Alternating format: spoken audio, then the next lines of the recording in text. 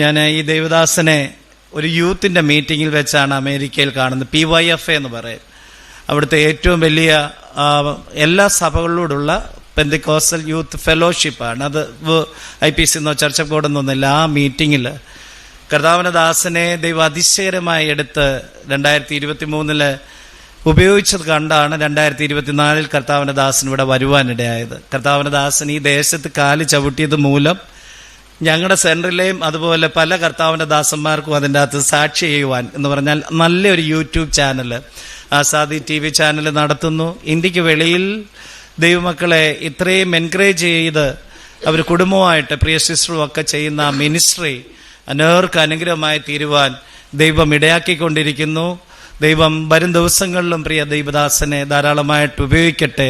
നമ്മുടെ ഈ കൺവെൻഷന് വേണ്ടി ഞാൻ വിളിച്ചപ്പോൾ അദ്ദേഹം ബോംബെയിൽ നിന്നാണ് കടന്നു വരുന്നത് എന്ന് നിങ്ങൾക്ക് എല്ലാവർക്കും അറിയാമല്ലോ. ദീർഘദൂരം യാത്ര ചെയ്ത് കർത്താവിൻ്റെ ദാസൻ നമ്മുടെ മധ്യയിലായിരിക്കുന്നു. കഴിഞ്ഞ 2024 കൺവെൻഷന് വലിയ ആത്മീയ പകർച്ച ഇവിടെ ഉണ്ടാകുവാനിടയായി, വിടുതലുണ്ടാകുവാനിടയായി, രോഗസൗഖ്യം ഉണ്ടാകുവാനിടയായി. ഇന്നും കർത്താവിൻ്റെ ദാസന് ഏറ്റവും ശക്തമായിട്ട് പരിശുദ്ധാത്മാവിൻ്റെ അഭിഷേകത്തിൽ എടുത്ത് ഉപയോഗിക്കാൻ വേണ്ടി നമ്മൾ പ്രാർത്ഥനയോടെ ആയിരിക്കാം. പ്രത്യേകിച്ച് ഓൺലൈനിൽ ഹല്ലേലൂയ വാച്ച് ചെയ്യുന്ന, രഹബോത്ത് TVയിലൂടെ വാച്ച് ചെയ്യുന്ന എല്ലാ വ്യൂവേഴ്സിനും ആത്മീയമായിട്ടുള്ളൊരു ടച്ച് ഇന്ന് രാത്രികാലം ഉണ്ടാവുന്നതിന് വേണ്ടി നമുക്ക് പ്രാർത്ഥനയോടെ ആയിരിക്കാം. കർത്താവിൻ്റെ ദാസനെ ദൈവം ധാരാളമായിട്ട് ഉപയോഗിക്കുന്നതിന് വേണ്ടി നമുക്ക് പ്രാർത്ഥിക്കാം. നാളെ രാവിലെ കറക്റ്റ് 8:30 തന്നെ നമ്മുടെ സഭായോഗം ആരംഭിക്കുന്നതാണ്. 2 സെക്ഷനാണ്. 8 തൊട്ട് 10 വരെ നമ്മുടെ കർത്തമേശ ശുശ്രൂഷ ആ സെഷൻ ആദ്യമായിട്ട് നടക്കും. അതിനുശേഷം 10:30 തൊട്ട് പൊതുയോഗം 12:30 വരെയാണ്. എല്ലാവരും എല്ലാ സഭകളിൽ നിന്നും കടന്നു വരണം എന്ന് പ്രത്യേകം ഓർമ്മിപ്പിക്കുന്നു. നമ്മുടെ സമാപന മീറ്റിംഗാണ് ഏറ്റവും അനുഗ്രഹപ്രദമായിട്ട്.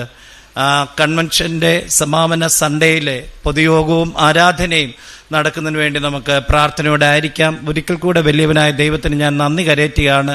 കഴിഞ്ഞ വർഷം 25 കൺവെൻഷന് വെള്ളിയാഴ്ച രാത്രിയിലും ശനിയാഴ്ച രാത്രിയിലും സഭായത്തിനും ഞാൻ ICUവിലായിരുന്നു എന്ന് നിങ്ങൾക്ക് എല്ലാവർക്കും അറിയാം. ആ ദൈവം എന്നെ മരണത്തിന് ഏൽപ്പിക്കാതെ ഇവിടെ നിർത്തി. എൻ്റെ കുടുംബം അവിടെ ഇരുന്നത് പ്രാർത്ഥനയോടെ ആയിരിക്കുന്നു. ഞങ്ങളെ ഓർത്ത് തുടർന്നും പ്രാർത്ഥിക്കുക. ദൈവം മരണത്തിൽ നിന്ന് വിടുവിച്ച എന്ന് പറഞ്ഞാൽ കൺവെൻഷൻ്റെ മധ്യത്തിൽ വെച്ച് ഹല്ലേലൂയ എടുത്ത് ചേർക്കപ്പെടാവുന്ന സ്ഥാനത്തു നിന്ന് ദൈവം ഈ 2024 ഇവിടെ നിർത്തിയതിനോർത്ത് നന്ദി നിറഞ്ഞ ഹൃദയത്തോടെ ദൈവത്തിന് സ്തോത്രം ചെയ്യുന്നു. നമ്മുടെ കരങ്ങളെ അടിച്ച് കർത്താവിൻ്റെ ദാസനെ നമുക്ക് വിളിക്കാം.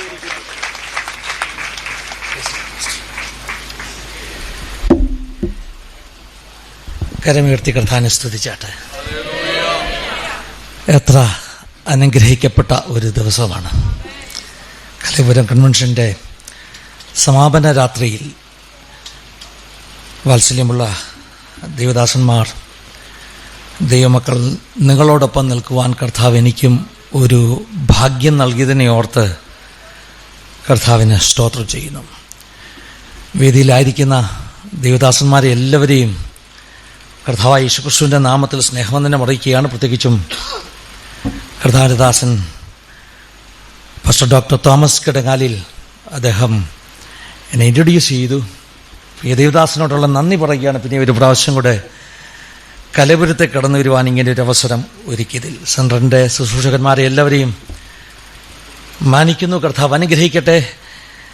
Centre pastor Josekutty, pastor Jiji George, ET Abraham, Sam Chacko, അതുപോലെ executive committee members, Shaji Mathew pastor, ദൈവത്തിൻ്റെ സ്തോത്രം. ആസാദി ചാനലിൽ വന്ന് പാസ്റ്റർ ഒരു സാക്ഷ്യം പറഞ്ഞു. ലക്ഷക്കണക്കിന് ആളുകൾക്ക് അനുഗ്രഹമായി. എനിക്ക് തോന്നുന്നു പാസ്റ്ററെ അത് കഴിഞ്ഞിട്ട് പാസ്റ്ററുടെ ഫോൺ നിലച്ചിട്ടില്ലല്ലേ? ദൈവത്തിൻ്റെ സ്തോത്രം. ശിവൻകുട്ടി പാസ്റ്ററെ ഓർത്ത് സ്തോത്രം ചെയ്യുന്നു. Paul Sivankutty pastor. യുവദാസന്മാരുടെ എല്ലാവരുടെയും പേര് പറയണമെന്ന് ആഗ്രഹമുണ്ട്. ദൈവമക്കളെ, നമ്മളൊന്നിച്ചുള്ള കൂട്ടായ്മ എത്ര സന്തോഷമാണ്. നിങ്ങൾ പ്രാർത്ഥിക്കണം. എൻ്റെ ശബ്ദത്തിനൊരു ചെറിയ പ്രശ്നമുണ്ട്. ഒരു 1.5 മാസമായിട്ട് ശബ്ദത്തോടൊരു പോരാട്ടമുണ്ട്.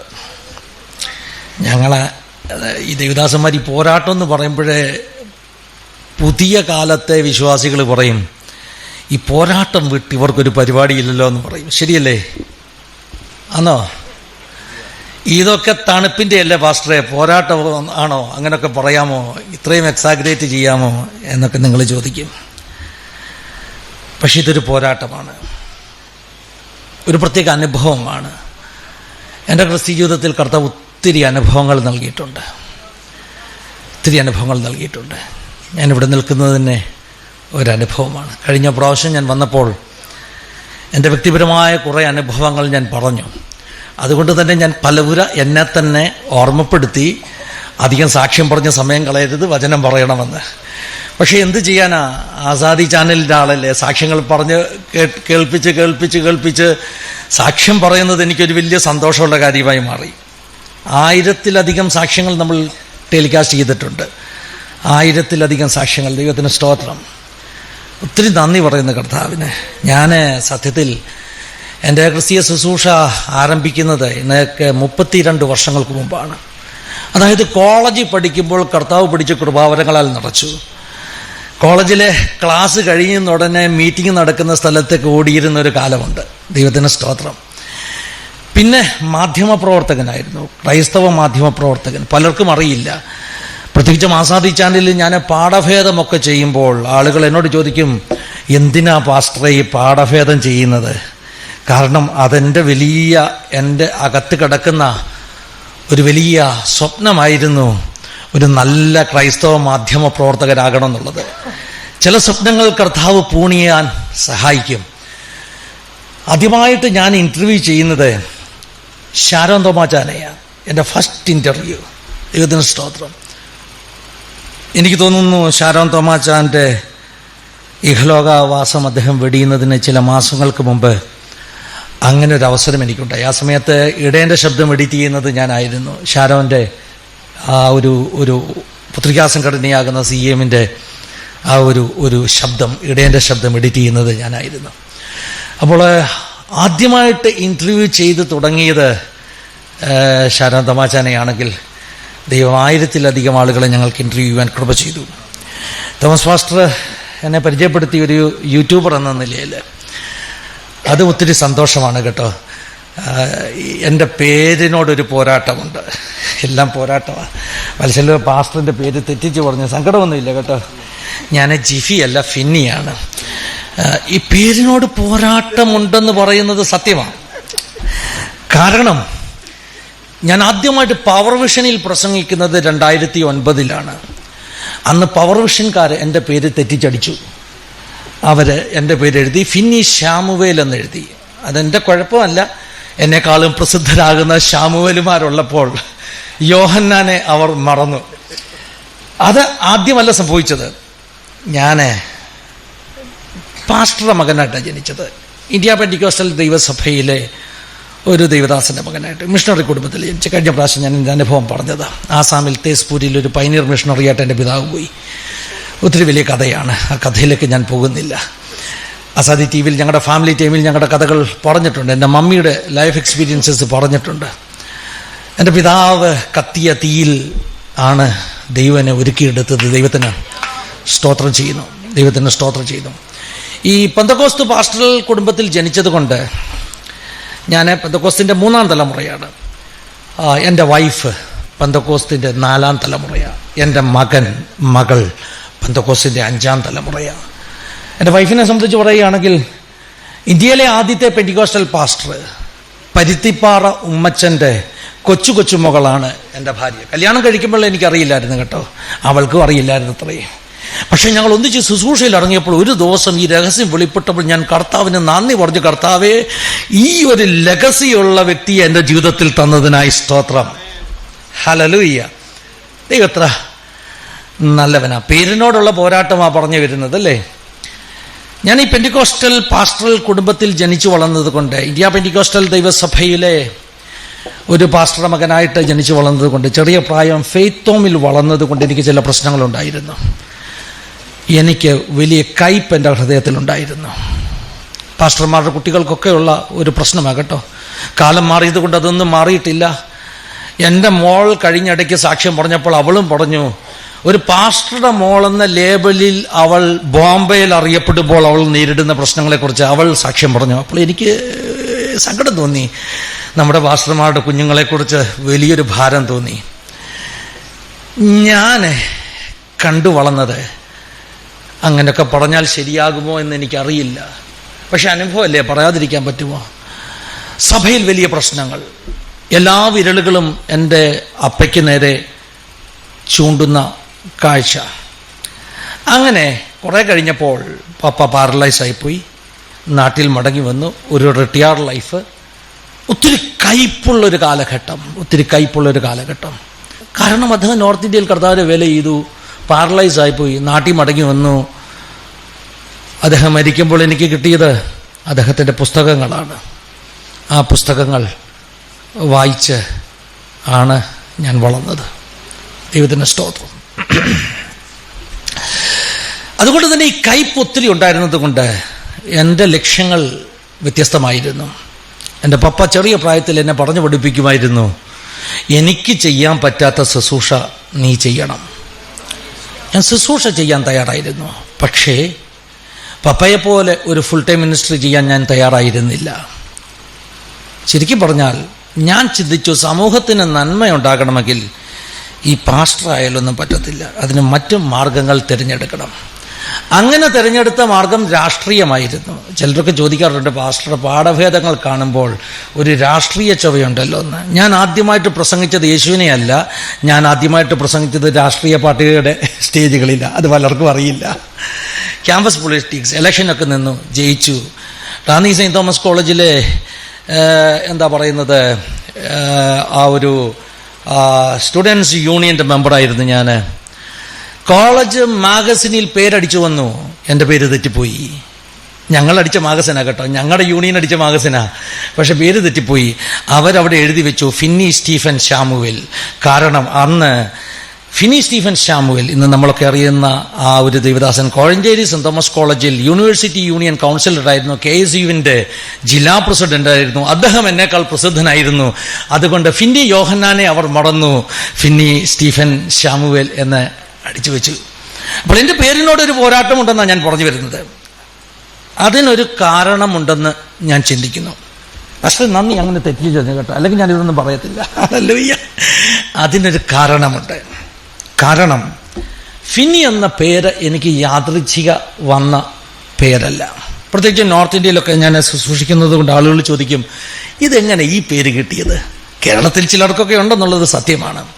അതൊരു കഥയാണ്. അസാമിൽ തേസ്പൂരിൽ കർത്താവിൻ്റെ വേല ചെയ്യുന്ന സമയത്താണ് എൻ്റെ അമ്മ എന്നെ ഉദരത്തിൽ കൈക്കൊള്ളുന്നത്. നിങ്ങൾക്കറിയാമോ, എൻ്റെ മാതാപിതാക്കൾക്ക് ആദ്യം ലഭിച്ച കുഞ്ഞ് ഉദരത്തിൽ വെച്ച് തന്നെ നഷ്ടപ്പെട്ടു. അതൊരു പ്രോപ്പർ പ്രഗ്നൻസി ആയിരുന്നില്ല, ഉദരത്തിൽ ഒരു ശിശുവിലായിരുന്നു എന്നാണ് ഡോക്ടേഴ്സ് പറഞ്ഞത്. It was A kind of pseudo pregnancy ഉണ്ടെന്ന് തോന്നും, പക്ഷേ അതൊരു പ്രോപ്പർ പ്രഗ്നൻസി ആയിരുന്നില്ല. 3 മാസങ്ങൾക്ക് ശേഷം ആ കുഞ്ഞിനെ നഷ്ടപ്പെട്ടു. രണ്ടാമത് എന്നെ കൺസീവ് ആയപ്പോൾ ഡോക്ടേഴ്സ് പറഞ്ഞു, രണ്ടാമത്തെ കുഞ്ഞും ഒരു പ്രോപ്പർ ചൈൽഡ് അല്ല, മുന്തിരിക്കുല പോലെയുള്ളൊരു പ്രഗ്നൻസി. അതായത് എന്തോ വെള്ളം കെട്ടിക്കിടക്കുന്ന വാസ്കുലറായിട്ടുള്ള ഒരു പ്രഗ്നൻസി, ഇതിനകത്തൊരു കുഞ്ഞില്ല എന്ന് ഡോക്ടർ പറഞ്ഞു. എന്ത് ചെയ്യും? പാസ്റ്റർ കുടുംബമല്ലേ, വലിയ ചർച്ചയൊന്നുമില്ല കേട്ടോ. ആസാമിൽ തേസ്പൂരിൽ അന്ന് അതൊരു ഒരു ഒരു ഒരു തുടക്കമാണ്. പപ്പായ്ക്ക് ആകെയുള്ള ഒരു വിശ്വാസി കർമ്മേൽ സ്കൂളിൽ പഠിപ്പിക്കുന്ന ഡി ജോഷുവ സാറാണ്. ഡി ജോഷുവ സാറിനെ നിങ്ങൾക്കറിയാം, ICBFിൻ്റെ ഉന്നതനാകുന്ന നേതാവ് ഇന്നത്തെ ഡി ജോഷുവ സാർ. അന്ന് ആസാമിൽ കർമ്മേൽ സ്കൂളിൽ പഠിപ്പിക്കുക. പപ്പായുടെ ഏക വിശ്വാസിയാണ്. പപ്പായും ജോഷുവ സാറും കൂടെ ഉപവസിച്ച് പ്രാർത്ഥിക്കാൻ തുടങ്ങി. ജോഷുവ സാറ് പപ്പായോട് പറഞ്ഞു, പാസ്റ്റർ ഒരു കാര്യം ചെയ്യും, ദൈവം ഒരു തലമുറയെ തന്നാൽ അവനെ കർത്താവിൻ്റെ വേലയ്ക്ക് സമർപ്പിക്കാം എന്ന് പ്രാർത്ഥിക്കുക. അങ്ങനെ പപ്പ മുട്ടുമേലിരുന്ന് ദൈവത്തോട് ഒരു ഉടമ്പടി ചെയ്തു, കർത്താവേ, നീ എനിക്കൊരു മകനെ തന്നാൽ ഞാൻ അവനെ നിന്റെ വേലയ്ക്കായി സമർപ്പിക്കാം, ഞാൻ അവന് ഫിന്നി എന്ന് പേര് കൊടുക്കാം. എൻ്റെ പപ്പായ്ക്ക് ഏറ്റവും ഇഷ്ടമുള്ള ഒരു ഉണർവ് നയിച്ച വ്യക്തിയായിരുന്നു ചാൾസ് ഫിന്നി. അങ്ങനെയാണ് എനിക്ക് ഫിന്നി എന്ന പേര് കിട്ടിയത്. ഞാൻ ഈ രാഷ്ട്രീയമൊക്കെ കളിച്ച് നടക്കുന്ന സമയത്ത്, രാഷ്ട്രീയം നമുക്കറിയാം വലിയ പ്രശ്നങ്ങളായാലേ, അടിയും പിടിയും വഴക്കും തല്ലും ഒക്കെ ഉണ്ട്. പപ്പായ്ക്ക് ഭയങ്കര പേടിയാണ്. പപ്പ എൻ്റെ മുമ്പിലിരുന്ന് നിലവിളിച്ച് കരഞ്ഞിട്ടുണ്ട്. ആസാമിൽ പട്ടിണി കിടന്നപ്പോൾ കരയാത്തത് പപ്പ ഞാൻ ഇലക്ഷനിൽ നിന്ന് നിറഞ്ഞപ്പോൾ 2 കൈയും മുഖത്ത് പൊത്തി നിലവിളിച്ച് കരഞ്ഞു. എൻ്റെ മനസ്സെന്താ പറഞ്ഞെന്നറിയാമോ? ഞാൻ വലിയ MLA മന്ത്രിയുമാകുമ്പോൾ പപ്പയുടെ സങ്കടം മാറും. കൊടിവെച്ച കാറ് എൻ്റെ പഞ്ചായത്ത് റോഡിൽ കൂടെ വരുമ്പോൾ എൻ്റെ വീട്ടുകാരൊക്കെ ആനന്ദിക്കും എന്നായിരുന്നു എൻ്റെ ചിന്ത. പക്ഷേ എൻ്റെ അപ്പയുടെ സ്വപ്നം എന്നെ ഒരു രാഷ്ട്രീയക്കാരനാക്കുന്നതായിരുന്നില്ല, എന്നെ ഒരു ദൈവമകനാക്കി തീർക്കണമെന്നുള്ളതായിരുന്നു. അപ്പം കോളേജിലൊക്കെ വലിയ പ്രശ്നമുള്ള ആ ദിവസങ്ങളിൽ ഒന്നിലെ എൻ്റെ പപ്പ ഞാൻ എന്തിയെന്ന് അന്വേഷിച്ച് എൻ്റെ അമ്മാച്ചനെ പറഞ്ഞു വിട്ടു. അമ്മാച്ചൻ ഇങ്ങനെ എന്നെ അന്വേഷിച്ച് കണ്ടുപിടിച്ചപ്പോൾ ഞാൻ വലിയ ജാഥയൊക്കെ നയിച്ചുകൊണ്ട് പോവുകയാണ്. അമ്മാച്ചൻ തിരിച്ചു വന്ന് പപ്പയോട് പറഞ്ഞെന്നാണ് എൻ്റെ അറിവ്, ചാൾസ് ഫിന്നി മുദ്രാവാക്യമൊക്കെ വിളിച്ചുകൊണ്ട് പോകുന്നത് കണ്ടെന്ന്. ഹല്ലേലൂയ. ഞങ്ങളുടെ ചർച്ചിലെ എൻ്റെ മാതൃസഭയിലെ പ്രായമുള്ള മാതാപിതാക്കൾ അവർ പറഞ്ഞു, ചാലുങ്കലെ ചെറുക്കൻ പിഴച്ചുപോയെന്ന് പറഞ്ഞു. ഹല്ലേലൂയ. പക്ഷെ കർത്താവിനെ തൊട്ടു. 1994 ഡിഗ്രിക്ക് പഠിക്കുന്ന വർഷമാകട്ടോ, കോളേജ് വലിയ അടി നടന്നു. എൻ്റെ കൂടെ ഉള്ള ചെറുപ്പക്കാരൻ്റെ കാലടിച്ചൊടിച്ചു, അല്ലെങ്കിൽ കാലൊടിഞ്ഞു അടി നടന്നപ്പോൾ. വീട്ടിൽ ചെന്നാൽ ഭയങ്കര അസമാധാനമാണ്.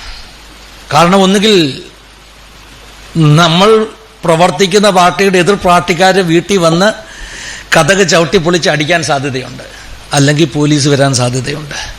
ഭയം കൊണ്ട് കഴിഞ്ഞൊരു കാലമുണ്ട് കേട്ടോ, ധൈര്യം കൊണ്ടൊന്നുമല്ല. അങ്ങനൊരു രാത്രി പെന്തക്കോസ്തുകാരുടെ വീട്ടിലെല്ലാം കുടുംബ പ്രാർത്ഥനയില്ലേ, ഞങ്ങളുടെ വീട്ടിലും ഉണ്ടായിരുന്നു.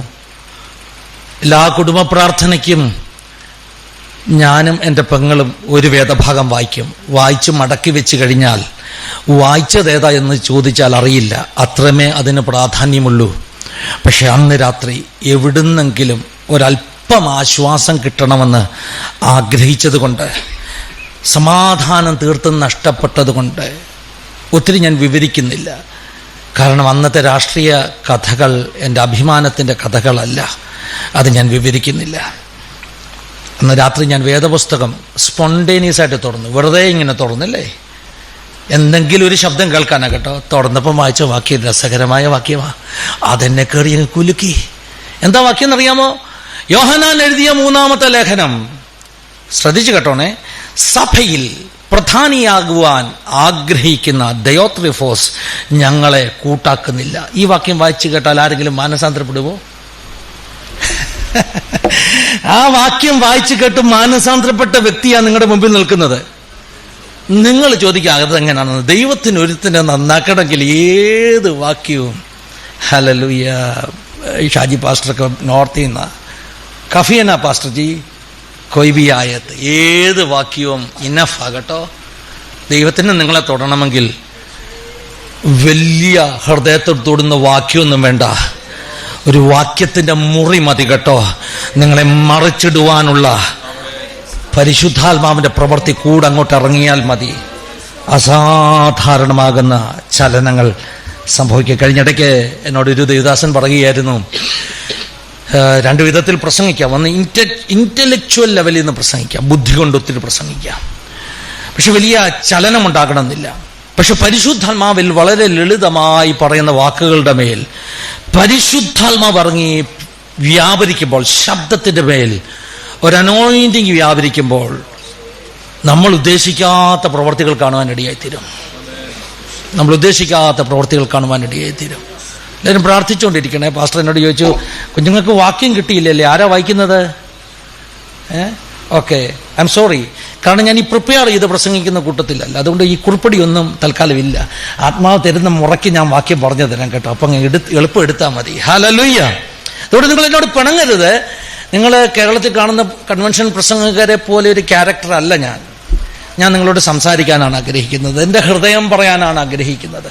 വളരെ ശാന്തമായി സംസാരിക്കാൻ ശ്രമിക്കാം. കഴിഞ്ഞ കലപുരം കൺവെൻഷന് ഞാൻ അങ്ങനെയൊക്കെ വാക്ക് പറഞ്ഞു, പക്ഷേ കുറച്ച് കഴിഞ്ഞപ്പോൾ എനിക്ക് ചൂട് പിടിച്ചു കഴിഞ്ഞപ്പോൾ എൻ്റെ സ്പീഡ് കൂടി.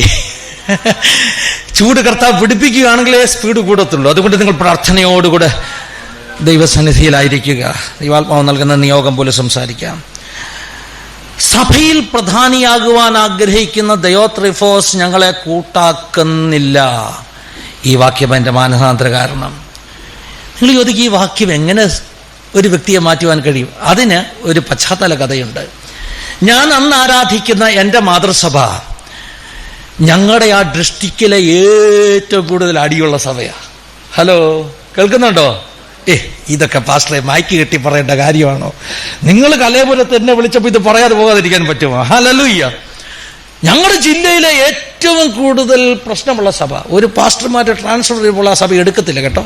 അങ്ങനെയൊക്കെ ഉണ്ടായിട്ടുണ്ട്. ഒരു പാസ്റ്റർക്ക് ട്രാൻസ്ഫർ കിട്ടി, അത് എടുക്കാൻ റെഡിയല്ലായിരുന്നു. അങ്ങനെയൊക്കെ സംഭവിച്ചു. അതുപോലെ വഴക്കാളി സഭ. സഭായോഗം കഴിഞ്ഞാൽ അടുത്ത പ്രോഗ്രാം എന്താ?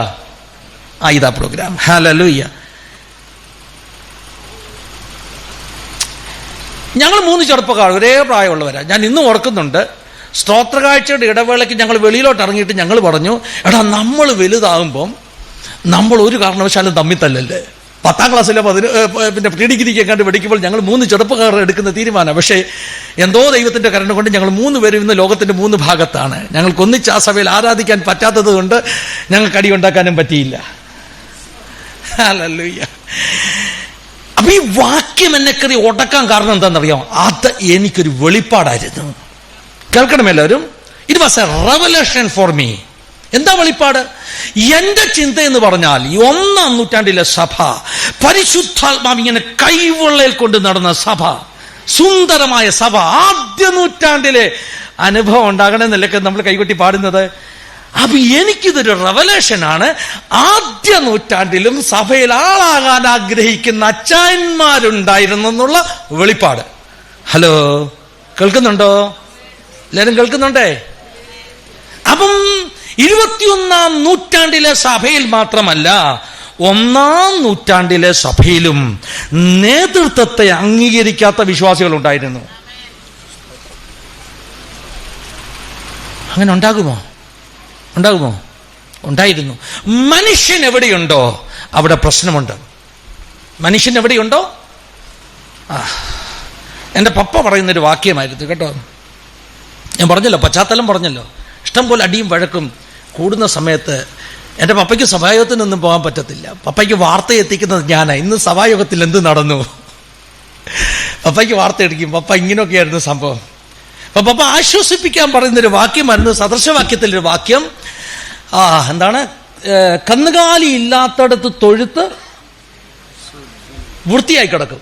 ഹലോ, കന്നുകാലി ഇല്ലെങ്കിൽ, അപ്പം കന്നുകാലി ഉണ്ടെങ്കിൽ തൊഴുത്തിൽ അല്പം അശുദ്ധിയൊക്കെ. അയ്യോ, ഇതൊന്നും എടുത്ത് ട്രോളല്ലേ, കട്ട് ആൻഡ് പേസ്റ്റ് ചെയ്യരുതേ. ഫിന്നി പാസ്റ്റർ പറഞ്ഞു തൊഴുത്തിൽ അശുദ്ധിയൊക്കെ ഉണ്ടാകും. അങ്ങനല്ല ഞാൻ പറഞ്ഞത് കേട്ടോ. മനുഷ്യൻ എവിടെയുണ്ടോ മനുഷ്യന്റെ സഹജമാകുന്ന വാസനകൾ അവിടെ എല്ലാം ഉണ്ടാകും. കാരണം നമ്മളെല്ലാം ആരാണെന്നറിയാമോ? ജഡത്തിൽ ജനിച്ചവരാ അല്ലേ? ഇതുണ്ടാകാതിരിക്കണമെങ്കിൽ നമ്മളെല്ലാവരും ജഡത്തെ ജയിക്കണമായിരുന്നു. ജഡത്തെ. പക്ഷെ നമ്മൾ ജഡത്തെ ജയിച്ചില്ല. നമ്മൾ ജഡത്തെ, സത്യമാണോ? ജയിച്ചില്ലെന്നേ. ഹലോ, പണക്കായോ? വേദപുസ്തകം എന്താ ആഗ്രഹിക്കുന്നതെന്നറിയാം? നമ്മളിങ്ങനെ വിശ്വാസ ജീവിതത്തിൽ ഓരോ ദിവസം കഴിയും തോറും വളർന്ന് ഒരു 10-30 വർഷം ആകുമ്പോഴത്തേക്കും യേശുക്രിസ്തുവിനെ പോലെ നമ്മളാകണമെന്ന. അതേപോലെ യേശുക്രിസ്തുവിനെ പോലെ, ക്രിസ്തുയേശുവിന്റെ അതേ പ്രതിമയിലേക്ക് നമ്മൾ ഇങ്ങനെ രൂപാന്തരപ്പെടണമെന്ന വേദപുസ്തകം നമ്മെ പഠിപ്പിക്കുന്നത്. പക്ഷെ പൗലോസ് അപ്പോസ്തലൻ പറഞ്ഞു, കാലം നോക്കിയാൽ ഉപദേഷ്ടാക്കന്മാരുള്ള ആകാനുള്ള പ്രായമായി, പക്ഷെ ഇപ്പോഴും കുഞ്ഞുങ്ങളാ, ശിശുക്കളെ കണ്ടിട്ടുണ്ടോ? എങ്ങനെയാണ് അവര്? നിങ്ങളൊന്ന് സങ്കല്പിച്ച് നോക്കി. ഒരു കുഞ്ഞ്, 2 വയസ്സുള്ള ഒരു കുഞ്ഞ്, ഒരു ഡയപ്പറൊക്കെ കെട്ടി ഇതിലൂടെ നടക്കുന്നു, കയ്യിലൊരു ഫീഡിങ് ബോട്ടിലൊക്കെ പിടിച്ചിട്ടുണ്ട്. Can you imagine? ഹലോ, കുഞ്ഞുങ്ങൾക്കൊക്കെ ചിരി വന്ന മുഖത്തല്ലേ? നിങ്ങളെ പ്രായമുള്ളവർക്കുന്ന മസിലൊക്കെ ഒന്ന് വിട്ടാട്ടെ, ഒന്ന് ചിരിച്ചാട്ടെ. ഹലോ, ആരാ കീബോർഡ് വായിക്കുന്നത്? എനിക്ക് പാടാൻ അറിയത്തില്ല, എന്നാലും ഒന്ന് വായിച്ചു തന്നാട്ടെ. ഞാൻ ഇടയ്ക്കൊരു പാട്ട് എഴുതി കേട്ടോ. കുറേ പാട്ട് എഴുതിയിട്ടുണ്ട്. പാസ്റ്ററെ പ്രാർത്ഥിക്കണേ ആ പാട്ടിൻ്റെ അഭിഷേകം ഒന്ന് പകരാൻ. കുഞ്ഞ് പറയാൻ മുതലേ പാട്ട് എഴുതിയിട്ടുണ്ട് ഒത്തിരി. എല്ലാ ദിവസവും ഓരോ പാട്ട് എഴുതും. എൻ്റെ ഭാര്യ ഇടയ്ക്ക് പറഞ്ഞു, ഇങ്ങനെ എല്ലാ ദിവസവും എഴുതരുത്, വല്ലപ്പോഴും ഒക്കെ എഴുതാവുള്ളൂ. ഞാൻ പറഞ്ഞു, എനിക്ക് ചിലപ്പോഴൊക്കെ സന്തോഷം കൂടുമ്പോൾ പാടിപ്പോവും. അതാ വേറെ ആരും പാടാൻ വേണ്ടിയല്ല, എൻ്റെ സ്വകാര്യതയിൽ പാടി ആരാധിക്കാൻ വേണ്ടിയാണ്. അപ്പോൾ ഒരു ദിവസം ആരാ വായിക്കുന്നു, ഒന്ന് കൂടെ വായിച്ചാട്ടെ, കുഴപ്പമൊന്നുമില്ല കേട്ടോ. ഹല്ലേലൂയ. അപ്പം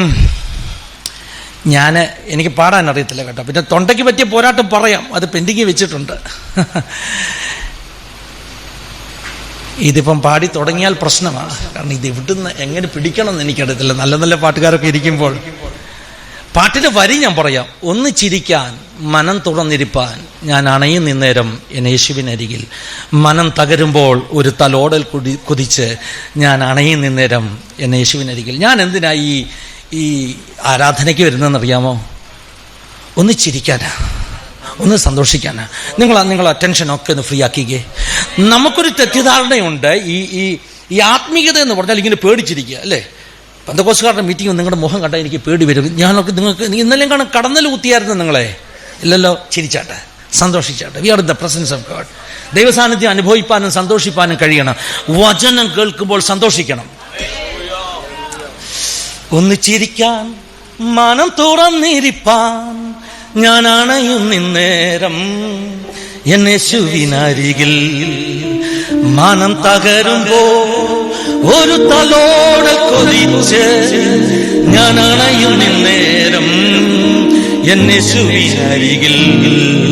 നാഥാ നിൻ കരത്താലെന്നെ താങ്ങണമേ, കണ്ണിൻ മണി പോലെന്നെ കാക്കണമേ. ദുഷ്ടന്റെ കയ്യിൽ നിന്നും എന്നെ പൊതിഞ്ഞങ്ങു കാക്കണമേ. ദുഷ്ടന്റെ കയ്യിൽ നിന്നും എന്നെ പൊതിഞ്ഞങ്ങു കാക്കണമേ. സന്ധ്യയെങ്കിൽ കരച്ചിൽ വന്നുരാ പാർക്കും. ഓഹോ ഉഷസിലോ ആനന്ദഘോഷം. സന്ധ്യയെങ്കിൽ കരച്ചിൽ വന്നുരാ പാർക്കും. ഓഹോ ഉഷസിലോ ആനന്ദഘോഷം. ഹല്ലേലൂയ. ബാക്കി പാടുന്നില്ല കേട്ടോ, പ്രശ്നമാ. എൻ്റെ മോള് നന്നായിട്ട് പാടും. അവൾ പറയും, ഡാഡി പാട്ട് എഴുതിയാൽ മതി, പാടരുത്, ഞങ്ങൾ പാടിക്കോളാം എന്ന് പറയും. കർത്താവിൻ്റെ സ്തോത്രം. ഞങ്ങളുടെ തലമുറയെ ഓർത്ത് ദൈവത്തിന് സ്തോത്രം ചെയ്യുന്നു. അപ്പൊ എന്തിനാ ദൈവസന്നിധി വന്നത്? സന്തോഷിക്കാനാ. ദൈവസാന്നിധ്യം അനുഭവിക്കുമ്പോൾ സന്തോഷിക്കണം കേട്ടോ. പേടിച്ചൊന്നും ഇരിക്കേണ്ട ആരും. ഞാൻ കഴിഞ്ഞ ദിവസം ട്രിവാൻഡ്രത്ത് വെള്ളനാടെന്ന് പറഞ്ഞൊരു സ്ഥലത്തായിരുന്നു എൻ്റെ മീറ്റിംഗ്. ഞങ്ങളുടെ ചർച്ചയിൽ നിന്നൊരു സഹോദരനും എന്നോടൊപ്പം ബോംബെയിൽ നിന്ന് വന്നിട്ടുണ്ട്. അദ്ദേഹം ഇന്നലെ കഴിഞ്ഞ ദിവസം എൻ്റെ കൂടെ വെള്ളനാട്ടെ മീറ്റിങ്ങിലുണ്ടായിരുന്നു. ഈ പുതുതായിട്ട് വിശ്വാസത്തിൽ വന്ന ആള് പ്രതീഷ് നായർ. വളരെ അത്ഭുതകരമായ സാക്ഷ്യമാകട്ടോ, നമ്മുടെ ചാനലിൽ സാക്ഷ്യം പറഞ്ഞിട്ടുണ്ട്. ഇന്ത്യയിലെ തന്നെ ഒരു വലിയ നോൺ ബാങ്കിങ് ഫൈനാൻഷ്യൽ കമ്പനിയുടെ CTO, ചീഫ് ടെക്നോളജി ഓഫീസറായിട്ടൊക്കെ വർക്ക് ചെയ്ത, ഇപ്പോൾ അതിൻ്റെ ഒരു ഹെഡ്, ഓൾ ഇന്ത്യ ഹെഡായിട്ട് വർക്ക് ചെയ്യുന്ന ഒരു ദൈവദാസനാണ്. നാളെ ഒരു പക്ഷേ അദ്ദേഹം ഇവിടെ കടന്നു വരും. ദൈവത്തിന് സ്തോത്രം ചെയ്യുന്നു. അപ്പോൾ ആ മീറ്റിങ്ങിന് അദ്ദേഹം വന്നിരിപ്പുണ്ട്. അദ്ദേഹം എന്നോട് പറഞ്ഞു, എന്നെക്കാട്ടിൽ 1-2 വയസ്സ് മൂത്തതാണെങ്കിലും എന്നെ ചേട്ടാന്നാണ് വിളിക്കുന്നത് സ്നേഹം കൊണ്ട്. എനിക്കത് ഇഷ്ടമാണ് കേട്ടോ. ഈ പാസ്റ്റർ എന്നൊക്കെ വിളിക്കുമ്പോൾ ഭയങ്കര എന്താണെന്നറിയാം, ഒരു ദൂരമാണ് തോന്നുന്നത്. അപ്പോൾ പുള്ളി എപ്പോഴും എന്നെ വിളിക്കും, ചേട്ടാന്ന് വിളിക്കും. എനിക്ക് വലിയ സന്തോഷമാണ് അല്ലേ. നമുക്ക് പ്രായക്കുറവ് അദ്ദേഹത്തെക്കാട്ടിലും ആണെങ്കിലും പലരുടെയും ചേട്ടനാകാനുള്ളൊരു ഭാഗ്യം കിട്ടിയില്ല. ദേവദാസന്മാർക്ക് മാത്രമുള്ള ഭാഗ്യമാണ് കേട്ടോ. അനേകരുടെ ചേട്ടനാകാനും അനേകരുടെ അപ്പനാകാനും അനേകരെ സ്നേഹിക്കാനും ഒക്കെ കിട്ടുന്നൊരു ഭാഗ്യം എന്ന് പറഞ്ഞാൽ ഒരു അസാധാരണ ഭാഗ്യമാണ്. പണ്ട് ഈ ഫുൾ ടൈം മിനിസ്ട്രിയൊക്കെ വേണ്ടാന്നൊക്കെ പറഞ്ഞ് നടന്നെങ്കിലും ഇതിലിറങ്ങിക്കഴിഞ്ഞപ്പോൾ ഇതിൻ്റെ ആനന്ദം ഞാൻ ശരിക്കും അനുഭവിക്കുകയാണ് പ്രിയമുള്ളത്. അപ്പോൾ അദ്ദേഹം എന്നോട് പറഞ്ഞു, ചേട്ടാ നമ്മളെ മീറ്റിങ്ങിന് വന്നിരുന്നപ്പോഴേ എൻ്റെ മുമ്പിലിരുന്ന അങ്കിള് വന്ന സമയം മുതൽ ആശീർവാദം വരെ അനങ്ങിയിട്ടില്ലെന്ന് പറഞ്ഞു. എന്താണ്? ഈ പഴയ പെന്തക്കോസ്റ്റുകാർ ഇതൊന്നും ശ്രദ്ധിക്കത്തില്ല. ഇദ്ദേഹം പുതിയ പെന്തക്കോസ്റ്റുകാരനായതുകൊണ്ട് പുള്ളിക്ക് ഇത് കണ്ടപ്പോൾ വലിയ സങ്കടം. ഇനി അടുത്തത് നിങ്ങൾ കേട്ടോണേ. ഇദ്ദേഹം എന്നോട് പറയാ, അതുകൊണ്ട് ചേട്ടാ, ചേട്ടൻ പ്രസംഗിച്ചപ്പോഴൊക്കെ ഞാൻ ഈ പുള്ളിയുടെ പുറകിരുന്ന് പുള്ളിക്ക് വേണ്ടി പ്രാർത്ഥിക്കായിരുന്നു, കർത്താവേ ഇന്നത്തെ വചനം ഈ പുള്ളിയെ തൊടണമെന്ന്. അടുത്തിരിക്കുന്ന ഇങ്ങനെ അനങ്ങാൻ പാറയായിട്ടിരിക്കുന്ന ആരെങ്കിലും ഉണ്ടെങ്കിൽ അടുത്തിരുന്ന് പ്രാർത്ഥിച്ചു, കർത്താവ് ഈ പുള്ളി ഒന്ന് കുലുക്കണം, ഇവനൊരു പെന്തക്കോസ്തുകാരനാണെന്ന് ഇവനൊന്ന് തിരിച്ചറിയണം. ഹല്ലേലൂയ, ദൈവത്തിന് സ്തോത്രം. അപ്പോൾ ഞാൻ കഥയിലേക്ക് മടങ്ങി വരട്ടെ. മനുഷ്യൻ എവിടെയുണ്ടോ അവിടെ പ്രശ്നമുണ്ട്. ജഡത്തെ ജയിക്കാത്തത് കൊണ്ടാണ് പ്രശ്നം അല്ലേ. ക്രിസ്ത്യ ജീവിതം എന്ന് പറഞ്ഞാൽ എന്താ? മാറ്റമാണ്. ക്രിസ്ത്യ ജീവിതം മാറ്റമാണ്. നമ്മൾ രക്ഷിക്കപ്പെട്ടു, സ്നാനപ്പെട്ടു, അതോടെ കാര്യം കഴിഞ്ഞില്ല. അടുത്തതായിട്ട് ചെയ്യേണ്ടത് നമ്മുടെ ജഡത്തെ അതിൻ്റെ രാഗമോഹങ്ങളോടുകൂടെ ക്രൂശിക്കണം. അങ്ങനെ ക്രൂശിക്കുന്നില്ലെങ്കിൽ എന്ത് സംഭവിക്കും? വർഷങ്ങൾ കൊണ്ട് നമ്മൾ വളരും, കൂട്ടത്തിൽ നമ്മുടെ അകത്ത് പിഴുത് കളയാത്ത കുറെ കളയുണ്ട് കേട്ടോ. എന്താണ്? അതും കൂട്ടത്തിൽ അങ്ങ് വളരും. പിഴുത് കളയേണ്ടതായിരുന്നു, പക്ഷേ രക്ഷിക്കപ്പെട്ടു, സ്നാനപ്പെട്ടു, പിന്നെ പിഴുതില്ല. അപ്പോൾ ഒരു 30 വർഷം കൊണ്ട് ഈ ആരാധനയ്ക്കകത്തിരുന്ന് നമുക്ക് ഭയങ്കര ബ്രേക്ക് ത്രൂ കിട്ടി. എന്തോ ബ്രേക്ക് ത്രൂ ആ? നമ്മളൊക്കെ എങ്ങനെ പെന്തക്കോസ്തിൽ കയറിയത്? രോഗമുണ്ടായിരുന്നു, സൗഖ്യമായി. ഫൈനാൻഷ്യൽ പ്രശ്നമുണ്ടായിരുന്നു, വന്നു പ്രാർത്ഥിച്ചു, ദൈവം വിടുവിച്ചല്ലേ. അപ്പോൾ ഫൈനാൻഷ്യൽ ബ്രേക്ക് ത്രൂ ഉണ്ടായി, ജീവിത സാഹചര്യങ്ങൾ മാറി. പണ്ടപ്പച്ചൻ നടന്നത് റബ്ബർ ചെരുപ്പ് ഇട്ടുകൊണ്ട്, പിന്നെ സൈക്കിളെ വന്നു, പിന്നെ സ്കൂട്ടറെ വന്നു, പിന്നെ കാറെ വന്നു, പിന്നെ മെഴ്സിഡസ് ബെൻസേ വന്നു, പിന്നെ കമ്മിറ്റി അംഗമായി. അപ്പച്ചന് മെഴ്സിഡസ് ബെൻസ് കിട്ടിയപ്പോൾ അപ്പച്ചൻ കുറച്ചുകൂടി ഗമയോടുകൂടി നടക്കാൻ തുടങ്ങി. പിന്നെ കാറിൻ്റെ പുറകിലിരിക്കുമ്പോൾ കൈയൊക്കെ ഇങ്ങനെ പുറകോട്ട് കയറ്റി വെക്കാൻ തുടങ്ങി, ഞാൻ ആരടാ എന്നുള്ളൊരു ഭാവത്തിൽ. ശരിയല്ലേ? അപ്പം അപ്പച്ചൻ ആത്മീകമായിട്ട് പ്രാപിച്ച നന്മകൾ അപ്പച്ചനെ വളർത്തിയ കൂട്ടത്തിൽ അപ്പച്ചൻ്റെ അകത്തിരിക്കുന്ന ഈ പ്രൈഡ് എന്ന് പറയുന്നൊരു സംഭവം ഉണ്ടല്ലോ, ഈഗോ എന്നൊക്കെ പറയത്തില്ലേ, അഹങ്കാരം എന്ന് പറയത്തില്ല, അത് പറഞ്ഞ് ഇച്ചിരി കൂടുതലല്ലേ. ഇംഗ്ലീഷിൽ പറഞ്ഞാൽ കുഴപ്പമില്ല, നമുക്ക് ദഹിക്കും. മലയാളത്തിൽ പറയുമ്പോൾ മാസ്റ്റർ ഞങ്ങളെ വിഷമിപ്പിച്ചെന്ന് പറയും. ഹല്ലേലൂയ. ശ്രദ്ധിച്ച് കേൾക്കണേ, ഈ അഹങ്കാരം കൂടെ അങ്ങ് വളർന്നു.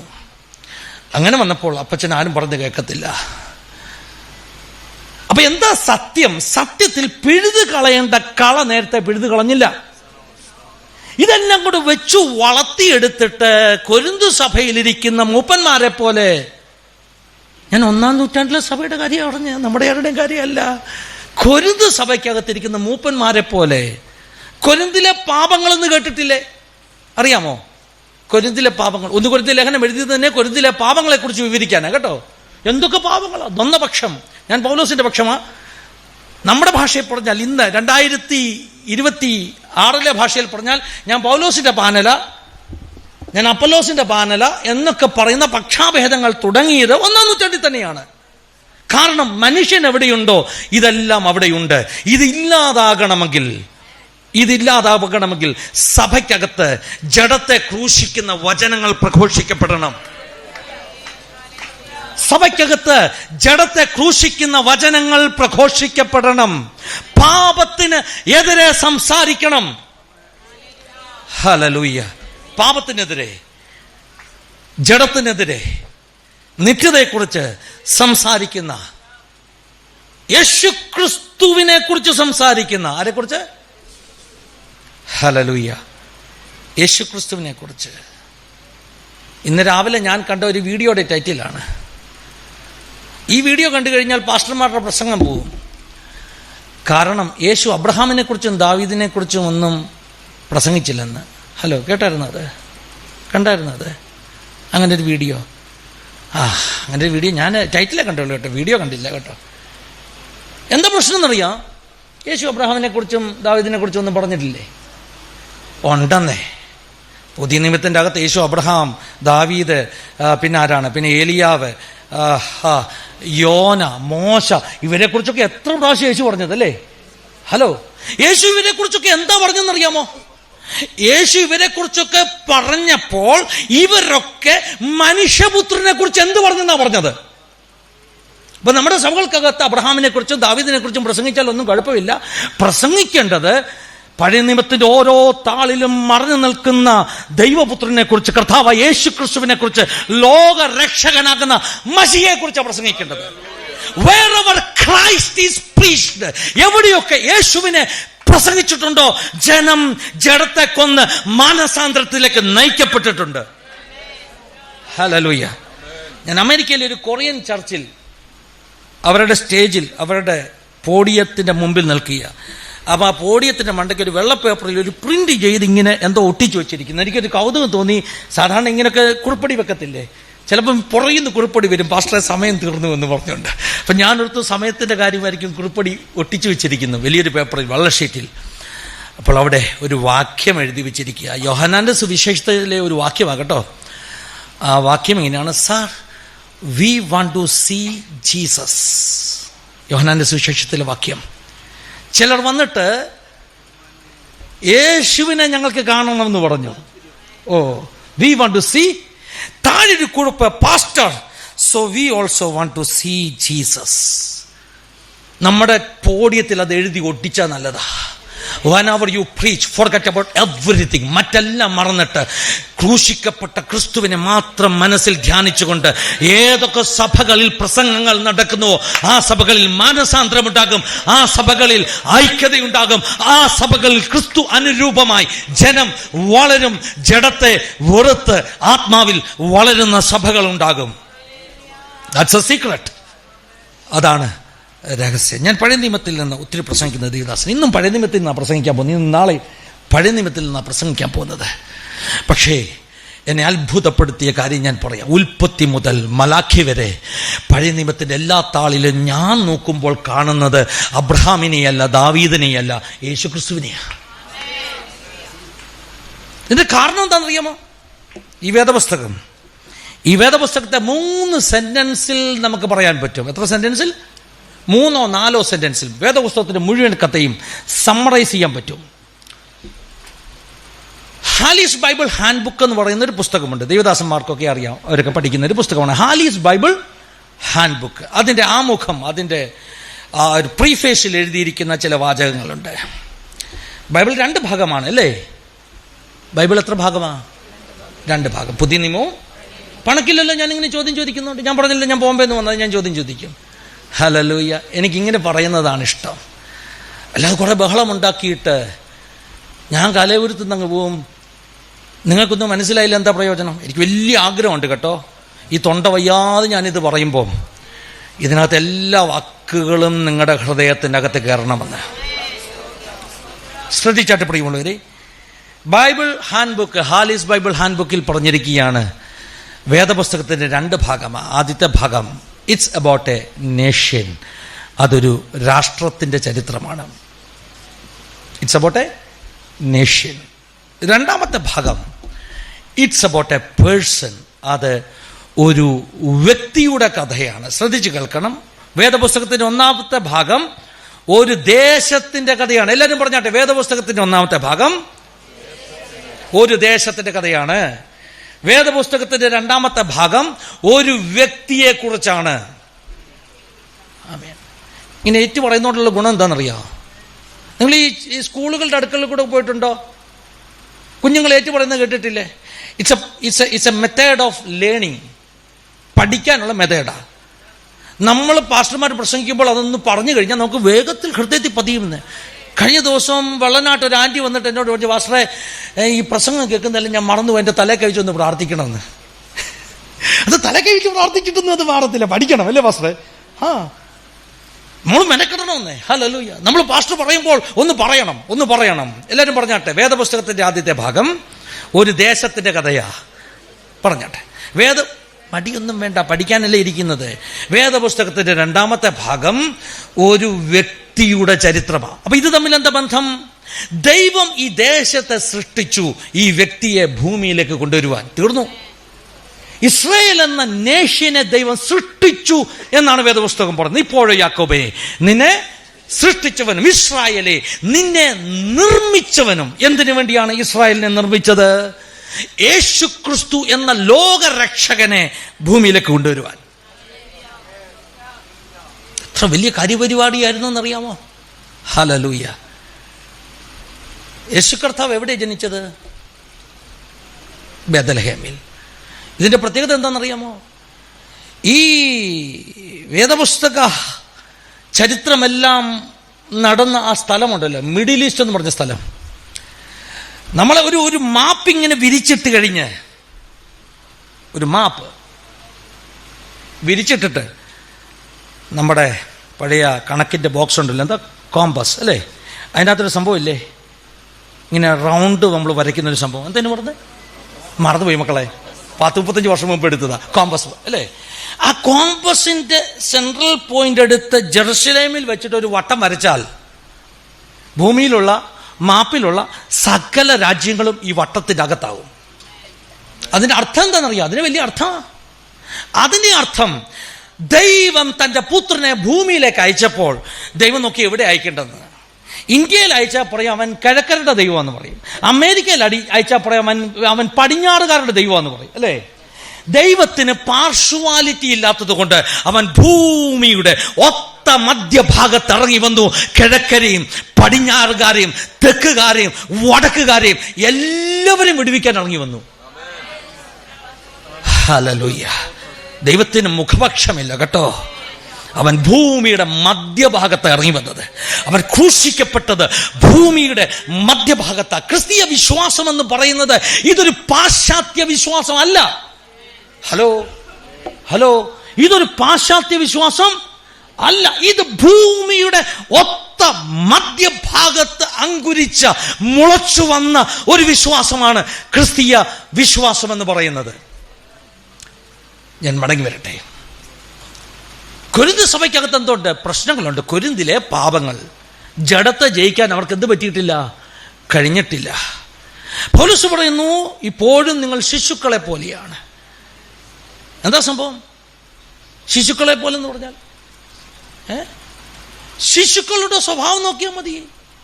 സഭയ്ക്കകത്ത് വന്നിട്ട് 40 വർഷമായി. 40 വയസ്സുള്ള അച്ഛൻ ഇപ്പോഴും ഫീഡിംഗ് ബോട്ടിലും പിടിച്ചോണ്ട് നടക്കുക. 40 വയസ്സുള്ള അച്ഛൻ, 40 വയസ്സുള്ള അച്ഛൻ ഇപ്പോഴും ഞാൻ അങ്ങനെ ഒന്നും പറയുന്നില്ല, പോകട്ടിങ്ങും മടങ്ങി വരിക. പിന്നെ അടുത്ത വാക്യത്തിൽ പെടുന്നു, നിങ്ങളുടെ ഇടയിൽ അസൂയുണ്ട്, പകയുണ്ട്, പിണക്കമുണ്ട്. ഇതെല്ലാം എന്താണ്? ജഡത്തിന്റെ പ്രവർത്തികളാ, അല്ലേ? പക്ഷെ നിങ്ങൾക്ക് 30 വർഷത്തെ ക്രിസ്തീയ വളർച്ച ഉണ്ടായെങ്കിൽ ഈ അസൂയ കാണത്തില്ലായിരുന്നു, ഈ ദ്വന്ദ്വപക്ഷം കാണത്തില്ലായിരുന്നു. അതിന്റെ അർത്ഥം ഇങ്ങനെയുള്ള സ്വഭാവങ്ങൾ ഉള്ളവർ ഒരല്പം പോലും ക്രിസ്തുവിൽ വളർന്നിട്ടില്ല. ഹല്ലേലൂയ. ക്രിസ്തുവിൽ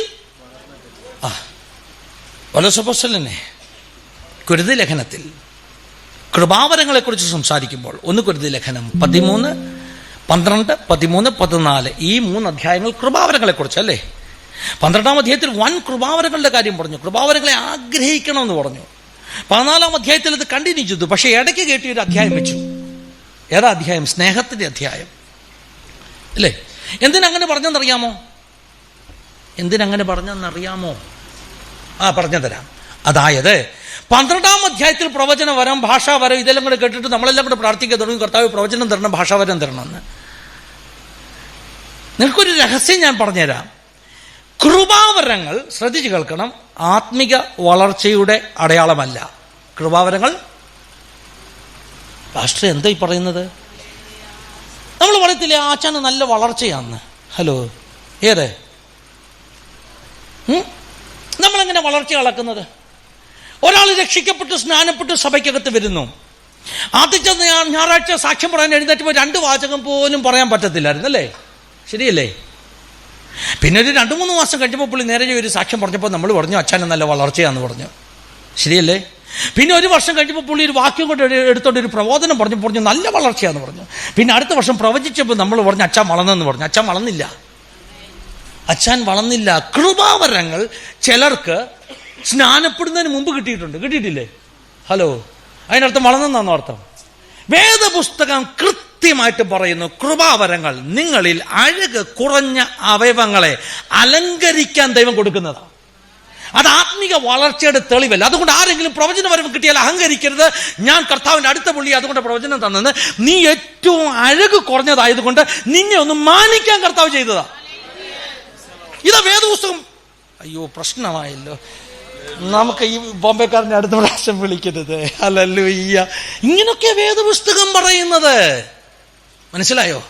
കൃപാവരങ്ങൾ ആത്മിക വളർച്ചയുടെ അടയാളമല്ല. അതിന്റെ തെളിവെന്താ? നമ്മൾ പറയും അച്ഛന് ഭയങ്കര കൃപാവരം, പക്ഷെ അടുക്കാനൊക്കത്തില്ല പാർട്ടിയോട് കേട്ടോ. കാരണം ജഡം ഇപ്പോഴും പഴയത് തന്നെയാണ്.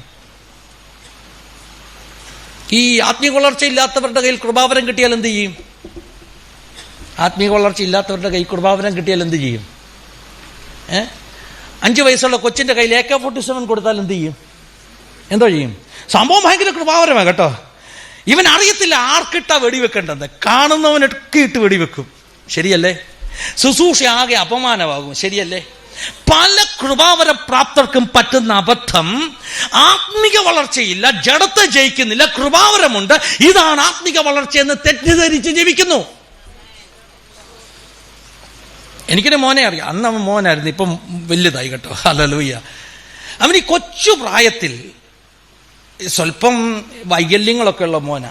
അതുകൊണ്ട് ആളുകൾ ഇവനെ കളിയാക്കാൻ വേണ്ടി പറയും, എടാ ഒന്ന് പ്രാർത്ഥിക്കടാന്ന് പറയും. എന്താ എടാ വന്ന്? നമ്മൾ ഈ കൊച്ചു പിള്ളേരെ കാണുമ്പോൾ നമ്മൾ ചുമ്മാ കളിയാക്കാൻ വേണ്ടി പറയത്തില്ല, അല്ലെ കളിപ്പിക്കാൻ വേണ്ടി കുഞ്ഞിനെ ഒന്ന് കളിപ്പിക്കാൻ വേണ്ടി പറയത്തില്ലേ. അപ്പം ഇവൻ ഇച്ചിരി വൈകല്യമൊക്കെ ഉള്ള ആളുണ്ട്, ഇവന് നാണമൊന്നുമില്ല, ഇവൻ അവിടെ നിന്ന് അങ്ങ് പ്രാർത്ഥിക്കും. പക്ഷേ ഇവൻ പ്രാർത്ഥിക്കാൻ തുടങ്ങിയപ്പോൾ ആളുകൾ സൗഖ്യമാക്കാൻ തുടങ്ങി. ഹല്ലേലൂയ. ഇവനങ്ങ് ഫേമസ് ആയി. ഈ കൊച്ചു പ്രാർത്ഥിച്ചാൽ എന്ത് ചെയ്യും? അന്നേരം പിന്നെ പ്രാർത്ഥിക്കാനുള്ള ആളുകളുടെ എണ്ണം കൂടി. ആളിന് കൃപാവരം ഉണ്ടോ? ഉണ്ടോ? ഹല്ലേലൂയ. ആത്മീയ വളർച്ചയുണ്ടോ? വേദോസത്തിന്റെ ABCD അറിയോ? ഒന്നും അറിയത്തില്ല. ഈ ആയുധം എവിടെ ഉപയോഗിക്കണമെന്ന് അവനറിയോ? അറിയത്തില്ല. അങ്ങനെ ഇരിക്കുക ഒരു ദിവസം അവനവൻ്റെ വീട്ടിലോട്ട് സ്കൂളിൽ നിന്ന് നടന്നു പോകുന്ന വഴിക്ക് അവിടെ ഒരു പുതുതായിട്ടൊരു കള്ള് ഷാപ്പ് തുടങ്ങിയിട്ടുണ്ടായിരുന്നു. ഇതൊന്നും ഉണ്ടാക്കിയ കഥയല്ല കേട്ടോ. കാരണം കഥ ഉണ്ടാക്കേണ്ട ആവശ്യമില്ല, ഇഷ്ടം പോലെ കഥ കിടക്കുകയില്ല നമ്മുടെ ചുറ്റും. പിന്നെ ഉണ്ടാക്കേണ്ട ആവശ്യം എന്താണ് അല്ലേ? ഒരു കള്ള് ഷാപ്പിന്റെ ഉദ്ഘാടനം. അപ്പൊ കള്ള് ഷാപ്പുകാരൻ പോയപ്പോൾ പ്രാർത്ഥനക്കാരൻ കൊച്ചൻ ഇങ്ങനെ പോന്നു. അയാൾ അല്പം കളിയായിട്ടും കാര്യമായിട്ടും പറഞ്ഞു, ഇവനെങ്ങാനും പ്രാർത്ഥിച്ച് ഇനി കള്ള് ഷാപ്പ് അനുഗ്രഹിക്കപ്പെട്ടാൽ എടാ ഇങ്ങ് വാടാ എൻ്റെ ഷാപ്പിന് വേണ്ടി പ്രാർത്ഥിക്കാൻ പറഞ്ഞു. അവൻ അങ്ങോട്ട് ചെന്നിട്ട് കൈ ഉയർത്തി ഷാപ്പിനെ അങ്ങ് അനുഗ്രഹിച്ചു. Hello, thank you Jesus. ഇതാണ് പ്രശ്നം. കൃപാവരമുണ്ട്, പക്ഷെ എന്തില്ല? ആത്മീക വളർച്ച ഇല്ല. എന്ത് ചെയ്യണം? ഈ AK-47 ഇട്ട് എവിടെയൊക്കെയാണ് വെടിവെക്കേണ്ടത്? അതുകൊണ്ട് എന്ത് ചെയ്യുന്നറിയോ? അതുകൊണ്ട് നമ്മൾ നമ്മുടെ സഹവിശ്വാസിക്കിട്ട് ഇത് പ്രയോഗിക്കും. ശരിയല്ലേ? നമ്മൾ ജോലി ചെയ്യുന്ന സ്ഥാപനത്തിലെ ബോസിനിട്ട് ഇതടിക്കും. ഏതാ ബോസ്? കഴിഞ്ഞ ദിവസം നമ്മളവിടെ നിന്ന് വഴക്ക് പറഞ്ഞു. പിറ്റേ ദിവസം നമ്മൾ പോയി കൃപാവരം ഉപയോഗിച്ചു. ബോസിന്റെ കുർസി തെറിക്കണം, ബോസിന്റെ കസേര. എന്നിട്ട് നമ്മൾ ഞായറാഴ്ച സാക്ഷി എഴുന്നേറ്റ് പറയാണ് എന്നോട് കളിച്ചവരെയൊക്കെ ദൈവം പഠിപ്പിച്ചെന്ന്. എന്ത് മണ്ടത്തരമാണ് പറഞ്ഞെന്നറിയാമോ? ഞാൻ ആസാദിൽ ഒരു പാഠഭേദം ചെയ്തിട്ടുണ്ട് കേട്ടോ. പെന്തക്കോസ്തുകാരുടെ എതിർ പ്രാർത്ഥനകൾ മന്ത്രവാദം പോലെ. പ്രാർത്ഥിക്കരുത്. ഹല്ലേലൂയ. അങ്ങനെ പ്രാർത്ഥിക്കരുത്. അതിൻ്റെ അർത്ഥം നീ ജഡം മരിച്ചവനല്ല. അതിൻ്റെ അർത്ഥം നീ ഇപ്പോഴും വൈരാഗ്യമകത്തുള്ളവനാ. ക്രിസ്തുവിന്റെ സ്നേഹം നിന്റെ അകത്തില്ല. ഓ ഹല്ലേലൂയ. അതൊന്നുമല്ല കൃപാവരം ഉപയോഗിക്കാനുള്ള വേദികൾ. അപ്പൊ പൗലോസിനറിയാം ഈ 12-ാം അധ്യായം പഠിച്ചു കഴിയുമ്പോൾ ആളുകളെല്ലാം കൂടെ കൃപാവരത്തിന്റെ പുറകെ ഓടും. അതുകൊണ്ട് പൗലോസ് ഇടയ്ക്കൊന്ന് നിർത്തിയിട്ട് പറഞ്ഞു, ഇതിലും ശ്രേഷ്ഠമായൊരു മാർഗം ഞാൻ നിങ്ങളോട് പറയാം. ഈ കൃപാവരങ്ങൾ ഒന്നും ഇല്ലെങ്കിലും കുഴപ്പമില്ല കുഞ്ഞ്, ഇതിലൊക്കെ അപ്പുറമായി എഫക്റ്റീവായിട്ടുള്ള ഒരു മാർഗമുണ്ട്. അത് ക്രിസ്തു കാൽവറി ക്രൂശിൽ വെളിപ്പെടുത്തിയ അഗപ്പെ ലവ് ജീവിതത്തിൽ പ്രാക്ടീസ് ചെയ്യുകയാണ്. ലവ് എന്ത് ചെയ്യണം? ലവ് പ്രാക്ടീസ് ചെയ്യണം. 13-ാം അധ്യായത്തിന്റെ അവസാനമാണോ 14-ന്റെ ആദ്യമാണോ? സ്നേഹം ആചരിപ്പീൻ. എവിടെ എഴുതിയിരിക്കുന്നത്? ഏത് വാക്യം? 14-ന്റെ ആ വാക്യം ഇംഗ്ലീഷ് വായിച്ചാൽ എങ്ങനെയാണെന്നറിയോ? പ്രാക്ടീസ് ലവ് എന്ന് പറഞ്ഞാൽ എന്താ? Practice love. നമുക്ക് ഈ മലയാളം വായിച്ചാൽ ചിലപ്പോൾ മനസ്സിലാകത്തില്ല. മലയാളത്തിൽ എഴുതിയിരിക്കുന്നത് സ്നേഹം ആചരിപ്പീൻ. എൻ്റെ പൊന്നു ദൈവമക്കളെ, മീഖ 7:11 പ്രസംഗിക്കാണ് ഞാൻ വന്നത് കേട്ടോ. പക്ഷെ പരിശുദ്ധാത്മാവ് ഇങ്ങനെ എന്നെ അങ്ങ് കൊണ്ടുപോവുകയും, ഞാൻ പറഞ്ഞല്ലോ ഞാൻ പ്രിപ്പയർ ചെയ്ത് പ്രസംഗിച്ചിട്ടില്ല ഇന്ന് വരെ. 32 വർഷമായി ശുശ്രൂഷ തുടങ്ങിയിട്ട് ഇന്ന് വരെ ഞാൻ പ്രിപ്പയർ ചെയ്ത് പ്രസംഗിച്ചിട്ടില്ല. കാരണം പരിശുദ്ധാത്മാവ് ജനത്തോട് സംസാരിക്കട്ടെ. റെഡിയല്ലേ? മീഖ 7:11 ഒരു ഉഗ്രം വാക്യമായിരുന്നു കേട്ടോ. എനിക്ക് സങ്കടമുണ്ട് അത് പ്രസംഗിക്കാൻ പറ്റാത്തതിൽ. അത് പ്രസംഗിച്ചായിരുന്നു നിങ്ങൾ പറയുമായിരുന്നു കലേവരം കൺവെൻഷന് ഫിനിപ്പാസ്റ്റർ പ്രസംഗം സൂപ്പറായിരുന്നു എന്ന്. പക്ഷേ എനിക്കത് പ്രസംഗിക്കാൻ ഇതുവരെ അങ്ങോട്ട് കയറാൻ പറ്റുന്നില്ല. കാരണം പരിശുദ്ധാത്മാവ് നിങ്ങളെ നോക്കി നിങ്ങളുടെ ഹൃദയത്തോട് ചിലത് സംസാരിച്ചു കൊണ്ടിരിക്കുകയാണ്. ചില ചലനങ്ങൾ ഇന്ന് രാത്രി നിങ്ങളുടെ ഹൃദയത്തിൽ ഉണ്ടാകണം. ഈ വചനത്തിന്മേൽ പരിശുദ്ധാത്മാവ് പ്രവർത്തിക്കട്ടെ, പരിവർത്തിക്കട്ടെ എന്ന് ഞാൻ പ്രാർത്ഥിക്കുകയാണ്. സ്നേഹം ആചരിപ്പിൻ, പ്രാക്ടീസ് ലവ്. ഇത് മനസ്സിലാക്കാൻ ഞാനൊരു ഉദാഹരണം പറയാം കേട്ടോ. പ്രാക്ടീസ് ചെയ്യണം. ലവ് എന്ത് ചെയ്യണം? പ്രാക്ടീസ് ചെയ്യണം. ഈ ചില പ്രൊഫഷൻസ്, ചില പ്രത്യേക ജോലികൾ ചെയ്യുന്ന ആളുകളെ കുറിച്ച് നമ്മൾ പറയുന്നത്, ഇപ്പോൾ ഒരു ഡോക്ടറെ കാണുമ്പോൾ നമ്മൾ ചോദിക്കും എവിടെയാ പ്രാക്ടീസ് ചെയ്യുന്നതെന്ന് ചോദിക്കും അല്ലേ? എവിടെയാ ജോലി ചെയ്യുന്നതെന്നാണോ ചോദിക്കുന്നത്? ഒരു അഡ്വക്കേറ്റിനെ കണ്ടാൽ എന്താ നമ്മൾ ചോദിക്കുന്നത്? എവിടെയാ പ്രാക്ടീസ് ചെയ്യുന്നത്? ആണോ? ശരിയല്ലേ? അപ്പൊ പ്രാക്ടീസ് എന്ന പദത്തിനൊരു അർത്ഥമുണ്ട്. നീ പഠിച്ചത് നീ പ്രയോഗത്തിൽ വരുത്തി പിന്നെയും പഠിച്ചോണ്ടിരിക്കുക കേട്ടോ. ഡോക്ടർ പിന്നെയും പഠിച്ചോണ്ടിരിക്കുക. ഹലോ, നിങ്ങളെ പേഷ്യൻ്റായിട്ട് കിട്ടിയപ്പോൾ ഡോക്ടർ ഒത്തിരി പഠിച്ചിട്ടുണ്ട് കേട്ടോ. ഒരു പുതിയ പേഷ്യൻ്റ്, ഒരു പുതിയ പാഠമാ ഡോക്ടർക്ക് അറിയാമോ? ചില പേഷ്യൻസ് വരുമ്പോൾ ഡോക്ടർ ഒത്തിരി സ്റ്റുഡൻസിനെ കൊണ്ടുവന്ന് കാണിക്കുന്നത് ഇതൊന്ന് പഠിച്ചൊരു പുതിയ കേസാണ് കേട്ടോ. അവർ പ്രാക്ടീസ് ചെയ്യുക. വേദപുസ്തകം എന്താ പഠിപ്പിച്ചെന്നറിയാമോ? കൃപാവരങ്ങൾ പ്രാക്ടീസ് ചെയ്യാനല്ല, സ്നേഹം പ്രാക്ടീസ് ചെയ്യാനാ. സ്നേഹം, നിങ്ങൾ സ്നേഹം ഒന്ന് പ്രാക്ടീസ് ചെയ്യാൻ തുടങ്ങിക്കേ. ഈ സ്നേഹം പ്രാക്ടീസ് ചെയ്യുന്ന കാര്യം പറഞ്ഞു വരുമ്പോൾ പൗലോസ് ഉപയോഗിക്കുന്ന ഒരു പദമുണ്ട്. അത് പറയാനാണ് ഞാൻ ഇത്രയും ലംബാച്ചോടായത്. ഹല്ലേലൂയ. എന്താ പൗലോസ് പറഞ്ഞെന്നറിയാമോ? ഞാൻ ശിശുവായിരുന്നപ്പോൾ ശിശുവിനെ പോലെ സംസാരിച്ചു. ഹലോ, മുതിർന്നപ്പോൾ അല്ലേ? ഈ വാക്യം വലിയൊരു പ്രശ്നമുള്ള വാക്യം. ചിലർ ഈ വാക്യമൊക്കെ എടുത്തിട്ട് പറയുന്നുണ്ട്, ഈ ശിശുവായിരുന്നപ്പോഴാണ് അന്യഭാഷ പറയുന്നത്, മുതിർന്നു കഴിഞ്ഞ അന്യഭാഷയൊന്നും അല്ലേ? അങ്ങനെയാണോ? അങ്ങനെയൊന്നും അല്ല കേട്ടോ. അതൊന്നും വ്യാഖ്യാനിക്കാനും വെളിപ്പെടുത്താൻ ഇന്ന് സമയമില്ലാത്തതുകൊണ്ട് ഇങ്ങനെ തിരിച്ചു വരിക. അതൊക്കെ നമുക്ക് അറിയാവുന്നില്ല അല്ലേ? അറിയാമല്ലോ. ആർക്കെങ്കിലും സംശയം ഉണ്ടോ? മീറ്റിംഗ് കഴിയുമ്പോൾ ഇന്റർവ്യൂ വന്നാൽ മതി കേട്ടോ, അന്നേരം പറയാം. ഹല്ലേലൂയ.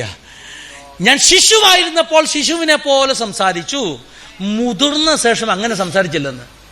ശിശു എങ്ങനെയാ സംസാരിക്കുന്നത്? നിങ്ങളുടെ വീട്ടിലെ കൊച്ചു കുഞ്ഞിനെ ഒന്ന് ഓർത്തെ. നഴ്സറി സ്കൂളിൽ നിന്ന് വന്നു കഴിഞ്ഞ് ഒത്തിരി കഥ പറയത്തില്ലേ? പറയുമോ? എൻ്റെ മക്കൾ അങ്ങനെ ആയിരുന്നു. എൻ്റെ പ്രത്യേകിച്ച് എൻ്റെ മോള്, പെൺകുട്ടികൾ ഒത്തിരി സംസാരിക്കുന്ന പറഞ്ഞു. വീട്ടിൽ വന്ന ഉടനെ പറയാൻ തുടങ്ങും, അവൻ എൻ്റെ പെൻസിൽ എടുത്തുകൊണ്ട് പോയി, ഇവൻ എന്നെ നുള്ളി, ഇവൻ എന്നെ പിച്ചി. ശരിയല്ലേ? നിങ്ങളുടെ സഭയ്ക്കകത്ത് പാസ്റ്റർ അറിയുമോ ഇങ്ങനെയുള്ള കംപ്ലൈൻറ്റ് എപ്പോഴും പറയുന്ന ആളുണ്ടെങ്കിൽ പാസ്റ്റർ മനസ്സിൽ പറയണം, അയ്യോ ഒരു വളർച്ചയില്ലോ, ശിശുവാണല്ലോ എന്ന് പറയണം. മനസ്സിലായോ? മുതിർന്ന് കഴിഞ്ഞാൽ അങ്ങനെ എന്ത് ചെയ്യത്തില്ല? സംസാരിക്കത്തില്ല. അപ്പോൾ ആത്മീക വളർച്ചയുടെ അടയാളം, ആത്മീക വളർച്ചയുടെ തെളിവെന്താ? കൃപാവരങ്ങളല്ല, സ്റ്റേജിൽ നിൽക്കുന്നതല്ല. ആത്മീക വളർച്ചയുടെ തെളിവ് ക്രിസ്തുവിനെ പോലെ ജീവിതം രൂപാന്തരപ്പെടുന്നതാ. പ്രാക്ടീസ് ചെയ്യാൻ റെഡിയാണോ? ഹലോ, ആണോ? നിങ്ങളെ ഒരാൾ ചീത്ത വിളിക്കുന്നു, ഇച്ചിരി തിരിച്ചു പറയണമെന്നൊക്കെ എനിക്ക് അതിൻ്റെ അകത്ത് വലിയ ഭാഗ്യമാണ് കേട്ടോ. ഞാനൊക്കെ വലിയ ഭാഗ്യശാലി. കാരണം ഈ ചാനൽ കൊണ്ടുപോകുന്നതുകൊണ്ട് ആളുകളൊക്കെ വന്ന് നെഗറ്റീവ് കമന്റ് ഇടും. എൻ്റെ മനസ്സ് പറഞ്ഞു, ഇവനിട്ട് രണ്ടെണ്ണം കൊടുക്കണം, കർത്താവ് ഇവനെ പിടിക്കണം. പിന്നെ പറയും, യേശുവിൻ്റെ നാമത്തിൽ ദുഷ്ട പിശാചി ജഡമേ ഒതുങ്ങടാ. ഹല്ലേലൂയ. നീ ആരടാ അല്ലേ? ഞാനിപ്പോൾ താഴെ കമന്റ് ഇടും, കർത്താവ് ധാരാളമായിട്ട് അനുഗ്രഹിക്കട്ടെ. ഹലോ, പ്രാക്ടീസ് ചെയ്യുക. അപ്പൊ എനിക്കൊരു കാര്യം മനസ്സിലായി, നമ്മളെ ഒതുക്കണമെന്ന് ദൈവം ആഗ്രഹിക്കുമ്പോൾ ഇങ്ങനെയുള്ള കമന്റ് കൂടി വരും. അപ്പൊ നമ്മൾ എന്ത് ചെയ്യണം? നമ്മൾ അവരെ പോലെ പ്രതികരിക്കാതെ നമ്മൾ അതിനൊരു അവസരമാക്കണം. എന്താണ്? ഈ സെക്കുലർ ഫീൽഡിൽ കൊച്ചിയിലെങ്ങാണ്ട് ഒരു കലാഭവനിലെ ഹാബേലച്ചന്റെ കഥ കേട്ടിട്ടുണ്ടോ? ഉണ്ടോ? മരിച്ചുപോയി അല്ലേ? നമ്മൾ സാംസ്കാരിക കേരളത്തിലെ വളരെ പ്രധാനപ്പെട്ട ഒരു വ്യക്തിയായിരുന്നു ഹാബേലച്ചൻ. ഈ ഹാബേലച്ചന്റെ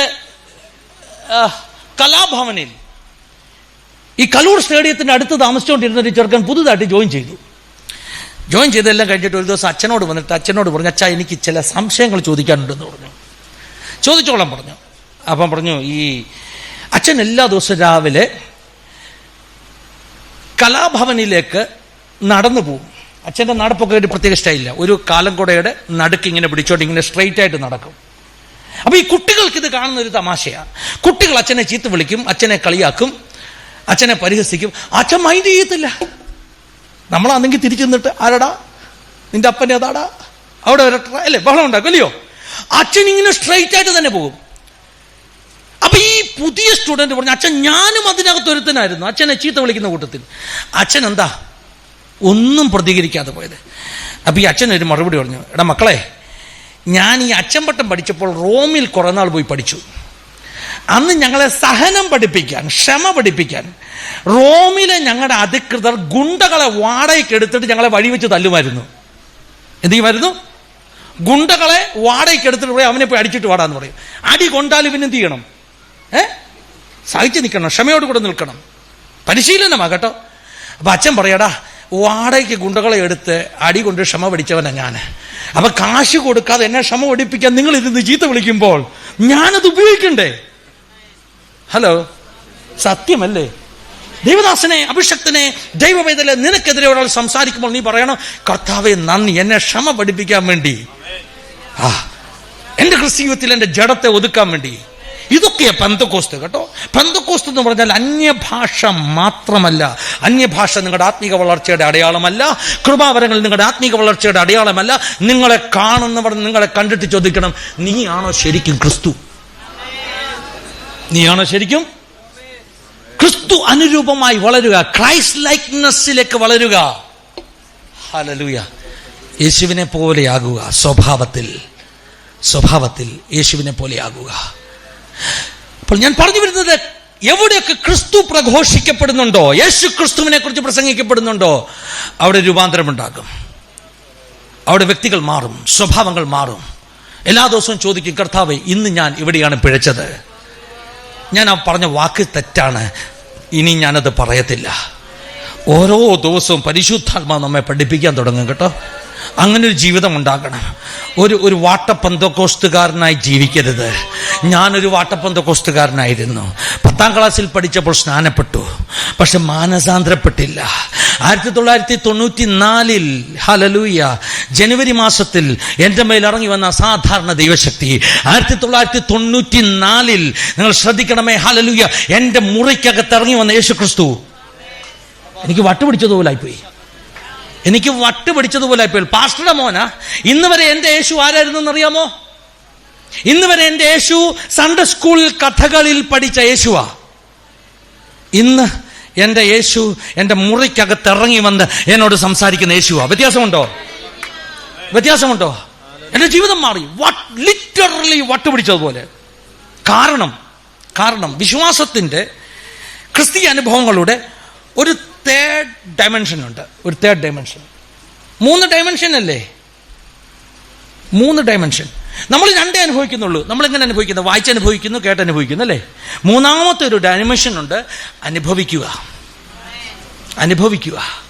യേശു ഒരു തോന്നലല്ല, യേശു ഒരു കഥയല്ല. യേശു നിന്റെ മുറിക്കകത്ത് ഇറങ്ങി വന്ന് നിന്നോട് സംസാരിക്കുന്ന യേശുവാണ്. അതനുഭവിച്ചു കഴിഞ്ഞാൽ നമുക്ക് വട്ടുപിടിക്കും. കാരണം എന്താ? ഇന്ന് വരെ ഞാൻ ചിന്തിച്ചത് ഇതൊരു കഥയാണെന്നാ. പക്ഷെ ഇന്ന് എനിക്ക് മനസ്സിലായി, യേശു ഒരു കഥയല്ല, എൻ്റെ മുറിക്കകത്തിറങ്ങി വരുന്ന യേശു. ഹല്ലേലൂയ. ഞാൻ പല വേദിയിൽ പറഞ്ഞിട്ടുള്ളൊരു വാക്യം, എന്നെ ഏറ്റവും സ്വാധീനിച്ചൊരു വാക്യമാണ്. 1 ശമൂവേലിന്റെ പുസ്തകം 3-ാം അധ്യായത്തിലെ വാക്യം. നിങ്ങൾ കണ്ടുപിടിച്ചോ കേട്ടോ, കുറിപ്പില്ലാത്തത് കൊണ്ട്. 1 ശമൂവേൽ 3-ാം അധ്യായത്തിലെ വാക്യം. ആ വാക്യം ഇങ്ങനെയാ പറഞ്ഞത്, അന്ന് വരെ ശമൂവേൽ യഹോവയെ അറിഞ്ഞില്ല. ആദ്യമായിട്ട് ഈ വാക്യം വായിച്ചപ്പോൾ ഞാൻ പറഞ്ഞു, ഹൗ ഇറ്റ് ഈസ് പോസിബിൾ? അന്ന് വരെ ശമൂവേൽ യഹോവയെ എന്താ ദൈവദാസന്മാരെ ഇതിന്റെ അർത്ഥം? ഞാൻ ചോദിച്ചു, കർത്താവ് ശമൂവേൽ യഹോവയെ അറിയത്തില്ലേ? ഈ അമ്മ 100 പ്രാവശ്യം എന്നോട് പറഞ്ഞിട്ടുണ്ട്, മോനെ നീ പ്രാർത്ഥനയുടെ മറുപടിയാ. പറഞ്ഞിട്ടില്ലേ? എന്നോട് എൻ്റെ അപ്പ പറഞ്ഞിട്ടുണ്ട്, മോനെ പ്രാർത്ഥിച്ച് കിട്ടിയതാ കേട്ടോ, പ്രാർത്ഥിച്ച് കിട്ടിയതാ, രാഷ്ട്രീയം കളിക്കാനുള്ളതല്ല, നീ ഉണർവ് നയിക്കുന്നവനാ. ഹല്ലേലൂയ. 100 പ്രാവശ്യം എൻ്റെ അപ്പ എന്നോട് പറഞ്ഞിട്ടുണ്ട്, ശമൂവേലിനോട് പറഞ്ഞിട്ടില്ലേ? ഉണ്ടെന്നേ. ഇനി കുറച്ചുകൂടെ അങ്ങോട്ട് കയറി പറഞ്ഞാൽ, ശമൂവേൽ ഏലി പുരോഹിതന്റെ സഹായിയാണ് അല്ലേ? നമ്മുടെ ഇന്നത്തെ ഭാഷയിൽ പറഞ്ഞാൽ അസിസ്റ്റന്റ് പാസ്റ്ററാ, വർഷിപ്പ് ലീഡറാ, അല്ലയോ? ശരിയല്ലേ? ഹലോ. അപ്പൊ അസിസ്റ്റന്റ് പാസ്റ്റർക്ക് യഹോവയെ അറിയത്തില്ലേ? പിന്നെ ആ വാക്യത്തിന്റെ അർത്ഥം എന്താ? അങ്ങനെ മക്കളെ വാക്യം ഉണ്ടോ? ഒന്ന് വായിച്ചാട്ടെ, ധൈര്യമായിട്ട്. ശമൂവേൽ അന്ന് വരെ യഹോവയെ അറിഞ്ഞില്ല. ശമൂവേൽ അന്ന് വരെ യഹോവയെ അറിഞ്ഞില്ല. നിങ്ങൾ ഈ വാക്യം ശ്രദ്ധിച്ചിട്ടുണ്ടോ? എന്താ ഇതിന്റെ അർത്ഥം? അതിന്റെ അർത്ഥം ശമൂവേലിന് യഹോവയെ അറിയത്തില്ല എന്നല്ല കേട്ടോ. അവൻ വിളക്ക് അണയുന്നതിന് മുമ്പേ പെട്ടകത്തിന്റെ അടുക്കൽ കിടക്കുമ്പോൾ അവന് യഹോവയെ അറിയത്തില്ലേ? അറിയാം. അതിന്റെ അർത്ഥം അന്ന് വരെ അവൻ അറിയുന്ന യഹോവ അവന്റെ അമ്മ പറഞ്ഞു കേട്ട യഹോവയാ. അന്ന് വരെ അവൻ അറിയുന്ന യഹോവ ന്യായപ്രമാണത്തിന്റെ താളുകളിൽ ഈ എഴുതി വെച്ചിരിക്കുന്ന കഥകളിലെ യഹോവയാ. പണ്ടെങ്ങോ ചെങ്കടൽ പുലർത്തിയ യഹോവ, പണ്ടെങ്ങോ അത്ഭുതം ചെയ്ത യഹോവ. പക്ഷെ ഇന്ന് രാത്രി ഒരു പുതിയ തിരിച്ചറിവുണ്ടാകാൻ പോകുക. ഈ യഹോവ കഥകളിൽ ഉറങ്ങുന്ന യഹോവയല്ല. ഈ ദൈവം നിന്റെ മുറിക്കകത്തിറങ്ങി വന്ന് ശമൂവേലേ എന്ന് നിന്നെ പേർ ചൊല്ലി വിളിക്കുന്ന ഒരു യഹോവ. കേൾക്കുന്നുണ്ടോ ഈ മക്കളെ? സാധാരണ വചനത്തിന്റെ ശക്തി ഞാൻ അനുഭവിക്കുക. നിങ്ങളത് അനുഭവിക്കുന്നുണ്ടോ? എന്റെ ശരീരത്തിന്മേൽ എന്റെ ശരീരത്തിന്മേൽ അസാധാരണ ദൈവവചനത്തിന്റെ പവർ ഞാൻ അനുഭവിക്കുക. ഈ കൂട്ടായ്മയ്ക്കകത്തെ ചിലരുടെ മേൽ പരിശുദ്ധാത്മാവിന്റെ സാന്നിധ്യം ഇറങ്ങി ഈ വചനം അവരിൽ ക്രിയ ചെയ്യട്ടെ. ഈ ശബ്ദപരിധിക്കുള്ളിലുള്ള ഒരുപക്ഷെ മാറി നിന്ന് കേൾക്കുന്ന ചിലരാകാം. ദൈവാത്മാവ് ഇന്ന് വൈകിട്ട് ഞാൻ സ്റ്റേ ചെയ്ത വീട്ടിൽ പ്രാർത്ഥിക്കുമ്പോൾ എന്നോട് പറഞ്ഞു, ഈ പ്രസംഗം കേൾക്കുന്ന ദൂരെയുള്ള ഒരു വ്യക്തിയോട് നീ ദൂത് പറയണം. എന്ത് ദൂത് പറയണം? ഹല്ലേലൂയ. നിന്റെ ജീവിതത്തിലെ പരാജയങ്ങൾ, കയ്പുകളുടെ അനുഭവങ്ങൾ കൊണ്ട്, നിന്റെ കുടുംബത്തിന്റെ അകത്തെ പ്രശ്നങ്ങൾ കൊണ്ട് നീ വേദപുസ്തകം എടുത്ത് മാറ്റിവെച്ചിട്ട് ഈ ദൈവത്തെ എനിക്ക് വേണ്ട എന്ന് തീരുമാനിച്ച വ്യക്തിയാണ്. പക്ഷെ ഇന്ന് രാത്രി ദൈവാത്മ പറയുന്നു, ഈ വേദപുസ്തകത്തെ സ്നേഹിക്കുന്ന, അടുപ്പമുള്ള വേദപുസ്തകത്തെ നെഞ്ചോട് ചേർക്കുന്ന ഒരു വ്യക്തിയാക്കി നിന്നെ മാറ്റാൻ പോകുക. ഈ ഗ്രൗണ്ടിന്റെ അകത്തും ഈ പരിസരത്തുമുള്ള ചിലരുടെ കാതുകളിലേക്ക് സ്വർഗത്തിന്റെ ഈ ശബ്ദം കടന്നു ചെല്ലട്ടെ. Oh, victory in the name of Jesus. Shakana Ramshal Kamana. Alte Labal Taltala Ramshal Kamana. ഞാൻ റാന്നിക്കാരനാ, ഏഴോലിയുടെ തൊട്ടടുത്ത സ്ഥലമാണ് കരിയമ്പലാവ് കൺവെൻഷൻ നടക്കും അല്ലേ? എൻ്റെ കുട്ടിക്കാലത്ത് ഞങ്ങൾ വളർന്നത് അതൊക്കെ കണ്ടിട്ടാണ്. ഞാൻ ഇന്നും ഓർക്കുന്നു. ഹല്ലേലൂയ. കരിയമ്പലാവ് കൺവെൻഷൻ ഒരിക്കൽ നടക്കുമ്പോൾ ഒരു ദൈവദാസൻ സ്റ്റേജിൽ നിന്ന് പേര് വിളിക്കാൻ തുടങ്ങി. തമിഴ്നാടുകാരനായി. ഇപ്പോഴത്തെ കഥയൊന്നുമല്ല കേട്ടോ, ഇപ്പോഴൊന്നും അല്ല പേര് വിളിക്കാൻ തുടങ്ങിയത്. ഹലോ, പണ്ടേ പേര് വിളിക്കും. ഇപ്പം നമ്മുടെ ഇടയിൽ നിന്ന് അത് പോയപ്പോൾ നമുക്കതുകൊണ്ട് സഹിക്കുന്നില്ലെന്നുള്ളൂ. കേൾക്കുന്നുണ്ടോ നിങ്ങൾ? കർത്താപ്പച്ചന് നിങ്ങളുടെ പേരറിയത്തില്ലേ? ശമുവേലേ എന്ന് നിന്നെ വിളിക്കാൻ അറിയത്തില്ലേ? കർത്താപ്പച്ചൻ ആരെങ്കിലും സ്റ്റഡി ക്ലാസ് കൊടുക്കണം, ഈ വന്നിരിക്കുന്ന ശമുവേല ഒന്ന് പേര് വിളിച്ചേര് എന്ന് പറയണോ? വേണ്ട. കർത്താവുമായിട്ട് കണക്റ്റഡ് ആണ് അഭിഷക്തനെങ്കിൽ പേരുകൾ ഒഴുകി വരും. ഹല്ലേലൂയ. Thank you Jesus. സ്റ്റേജിൽ നിന്നുകൊണ്ട്, കരിമ്പലാവ് കൺവെൻഷന്റെ സ്റ്റേജിൽ നിന്നുകൊണ്ട് ആ ദേവദാസൻ പേരുകൾ വിളിക്കുക. കൂട്ടത്തിൽ പറഞ്ഞു, ആ മതിലിന്റെ തൊട്ടുപുറകിൽ നിൽക്കുന്ന സഹോദര, നിന്റെ ഭാര്യ നിന്നെ ഉപേക്ഷിച്ചു പോയി, നീ വേദപുസ്തകം എടുത്തെറിഞ്ഞു. സത്യമായിരുന്നു കേട്ടോ, ഞങ്ങളുടെ നാട്ടുകാരനായിരുന്നു കേട്ടോ, നടന്ന സംഭവം കേട്ടോ. ഹല്ലേലൂയ. അന്ന് ആൾ രക്ഷിക്കപ്പെട്ടു. പിന്നെ കേരളം അറിയുന്ന പ്രസംഗകനായി മാറി, നാടറിയുന്ന ദൈവദാസനായി മാറി. ഒരു മതിലിന്റെ പുറകിൽ നിന്നുകൊണ്ട് സുവിശേഷം കേൾക്കാൻ വന്നതാ കേട്ടോ. സ്റ്റേജിൽ നിൽക്കുന്ന അഭിഷക്തന്റെ വാക്കുകൾ എന്ത് ചെയ്തു? ജീവിതത്തെ മാറ്റിമറിച്ചു. പേര് വിളിക്കുന്ന ദൈവം വിളിക്കുമോ? Thank you Jesus. ശഖന രാംധനരകതലേ. കർത്താവ് എവിടെയും പേര് വിളിക്കും, ചിലപ്പോൾ ഓൺലൈനിൽ പേര് വിളിക്കും.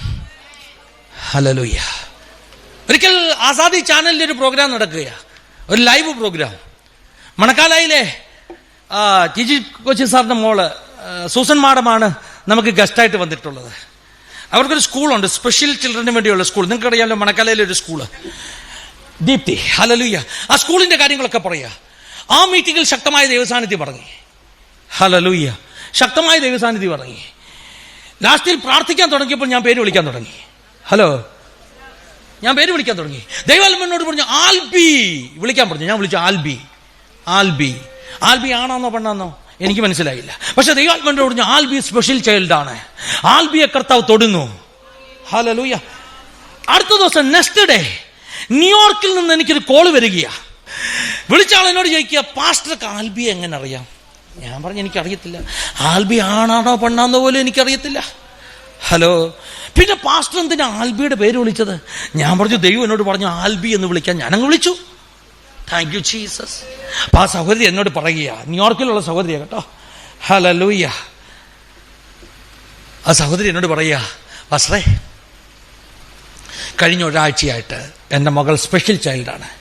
അവളുടെ ഗ്രോത്തിൻ്റെ വിഷമങ്ങൾ കണ്ടിട്ട് ഞാൻ കർത്താവിനോട് പറഞ്ഞു, കർത്താവേ, എൻ്റെ കുഞ്ഞിനെക്കുറിച്ച് എന്തെങ്കിലും ഒരു പദ്ധതി ഉണ്ടെങ്കിൽ ഏതെങ്കിലും ഒരു പാസ്റ്റർ അവിടെ പേര് വിളിക്കണം, ഏതെങ്കിലും ഒരു പാസ്റ്റർ.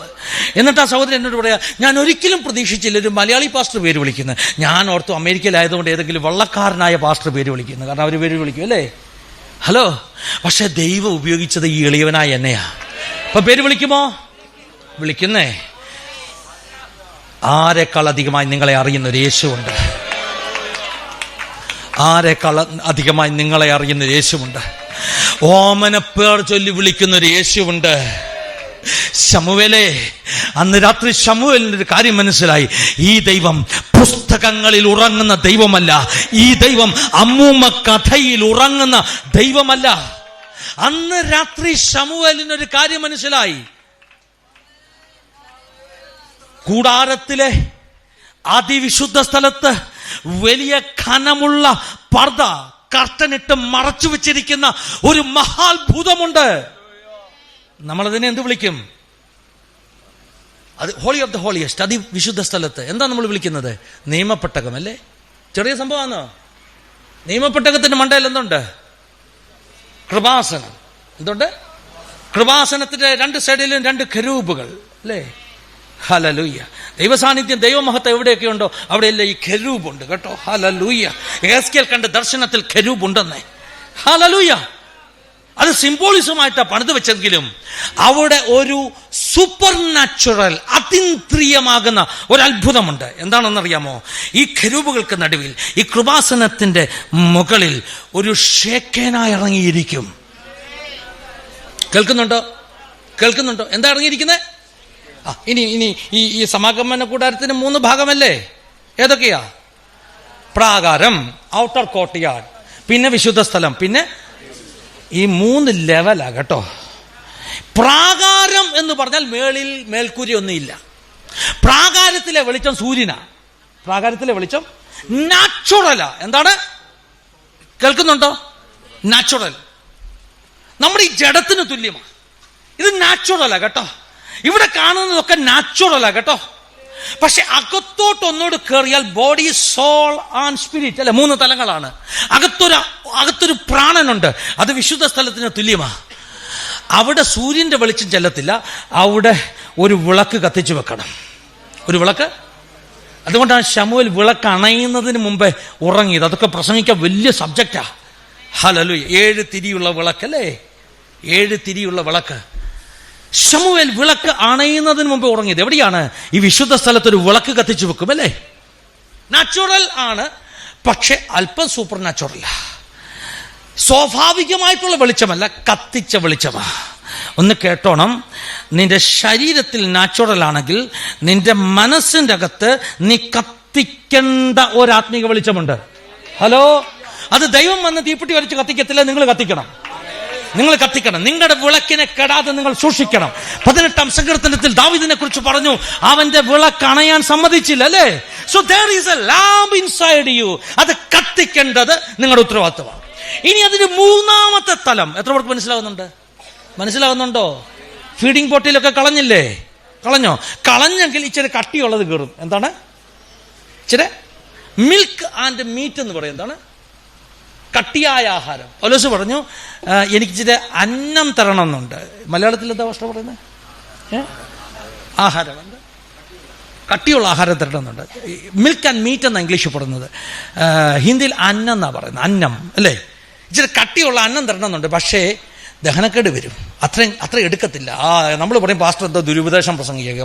പാസ്റ്റർ ദുരുപദേശം പറഞ്ഞുകൊണ്ടല്ല, നമുക്കത് ദഹിക്കാനുള്ള വളർച്ചയായില്ല. നമുക്കത് ദഹിക്കാനുള്ള 3ാമത്തെ ഒരു തലമുണ്ട് കേട്ടോ. ഏത് തലമാണെന്നറിയാമോ? Holy of the holiest. നിന്റെ സ്പിരിറ്റ്, നിന്റെ ആത്മാവ് ഏറ്റവും അകത്തുള്ള ആ തലം, അത് അതിവിശുദ്ധ സ്ഥലം പോലെ. അവിടെ സൂര്യന്റെ പ്രകാശമില്ല, അവിടെ കത്തിച്ചു വെച്ച വിളക്കില്ല, അവിടെ ദൈവത്തിന്റെ ഷേക്കേന ഇറങ്ങിയിരിക്കുക. ദൈവത്തിന്റെ ഷേക്കേന ഇറങ്ങിയിരിക്കുക. ഹല്ലേലൂയ. മഹാത്ഭുതമാ. ദൈവത്തിന്റെ ഗ്ലോറി ഇറങ്ങിയിരിക്കുന്ന കൃപാസനം. ശമൂവേൽ ഒത്തിരി പ്രാവശ്യം കഥകളിൽ കേട്ടിട്ടുണ്ട്. എന്താ കഥയെന്നറിയാമോ? ഈ കർട്ടന്റെ പുറകിൽ ഒരു മഹാത്ഭുതമുണ്ട്. എന്തെങ്കിലും കണ്ടിട്ടുണ്ടോ? ഉണ്ടോ? ഒരിക്കലെങ്കിലും കണ്ടിട്ടുണ്ടോ? ഇല്ല.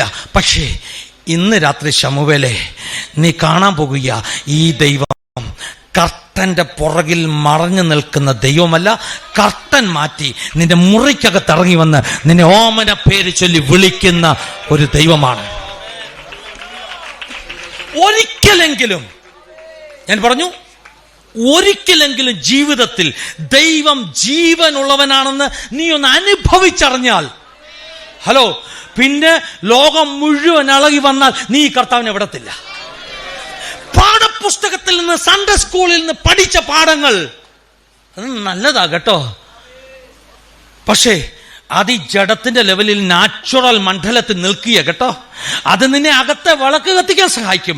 പക്ഷേ അസാധാരണമായി പരിശുദ്ധാത്മാവുമായി കൂട്ടിമുട്ടുന്ന ഒരു ഡിവൈൻ എൻകൗണ്ടർ ജീവിതത്തിൽ ഉണ്ടായെങ്കിൽ മാത്രമേ ക്രിസ്തീയ ജീവിതം റാഡിക്കലായിട്ട് മാറത്തുള്ളൂ, സമൂലമായി മാറത്തുള്ളൂ, നീ ഒരു അത്ഭുതമായി മാറത്തുള്ളൂ. ഇന്ന് രാത്രി മുതൽ ആ കൊതി നിങ്ങളുടെ അകത്തുനിന്ന് വരട്ടെ.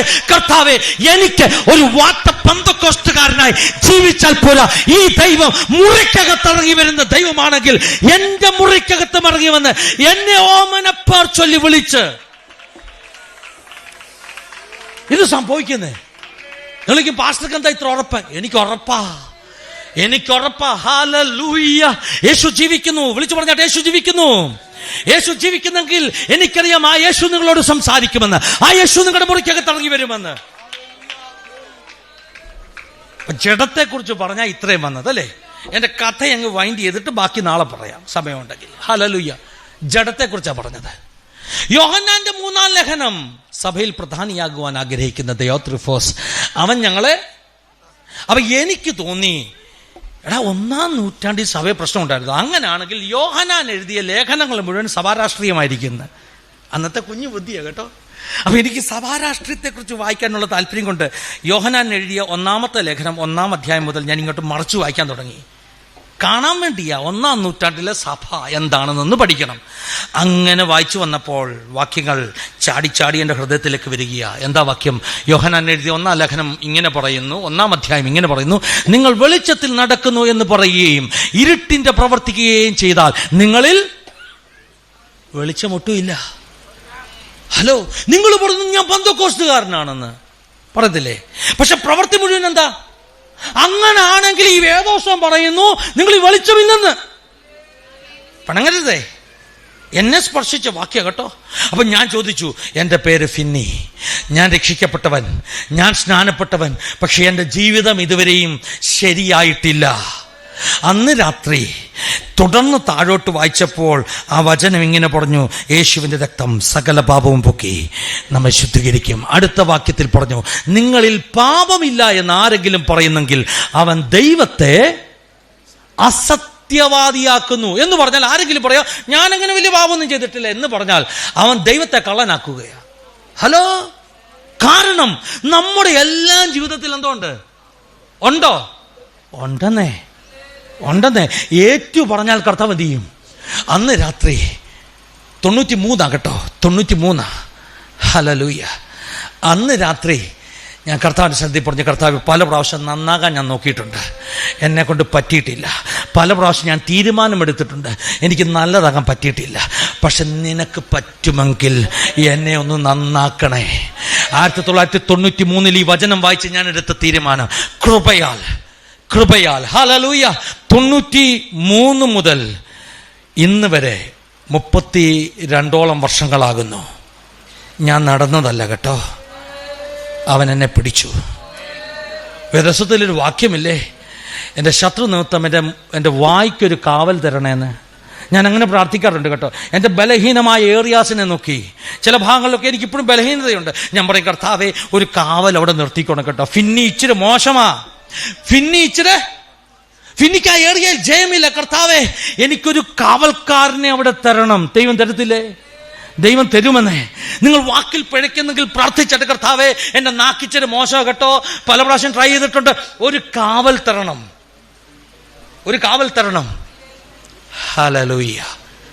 ഹല്ലേലൂയ. എന്ത് സംഭവിച്ചെന്നറിയാം? 94 ജനുവരി മാസം 6-ാം തീയതി പരിശുദ്ധാത്മാവിൻ്റെ അസാധാരണ ശക്തി എൻ്റെ മേൽ ഇറങ്ങി വന്നു. 94 മെയ് മാസം ഞാൻ പ്രാർത്ഥനയ്ക്ക് മുഴങ്കാലിൽ മടക്കിയിരിക്കുന്നു. ശ്രദ്ധിച്ചു കേൾക്കണം, ഞാൻ പ്രാർത്ഥനയ്ക്ക് മുഴങ്കാലിൽ മടക്കിയിരിക്കുന്നു. സെക്കൻഡുകൾ കഴിഞ്ഞപ്പോൾ ഞാൻ നിൽക്കുന്നത് വേറൊരു വീട്ടിലാണ്. ഹലോ, ഇതൊക്കെ പറഞ്ഞാൽ ആളുകൾ എനിക്ക് എന്തോ പറയുന്നത്, എൻ്റെ അനുഭവം പറയുന്നത്. 94 മെയ് മാസം 29-ാം തീയതി എൻ്റെ ബെഡ്റൂമിൽ പ്രാർത്ഥിക്കാനിരിക്കുന്ന ഞാൻ ആ മുറി വിട്ടങ്ങ് പോയി.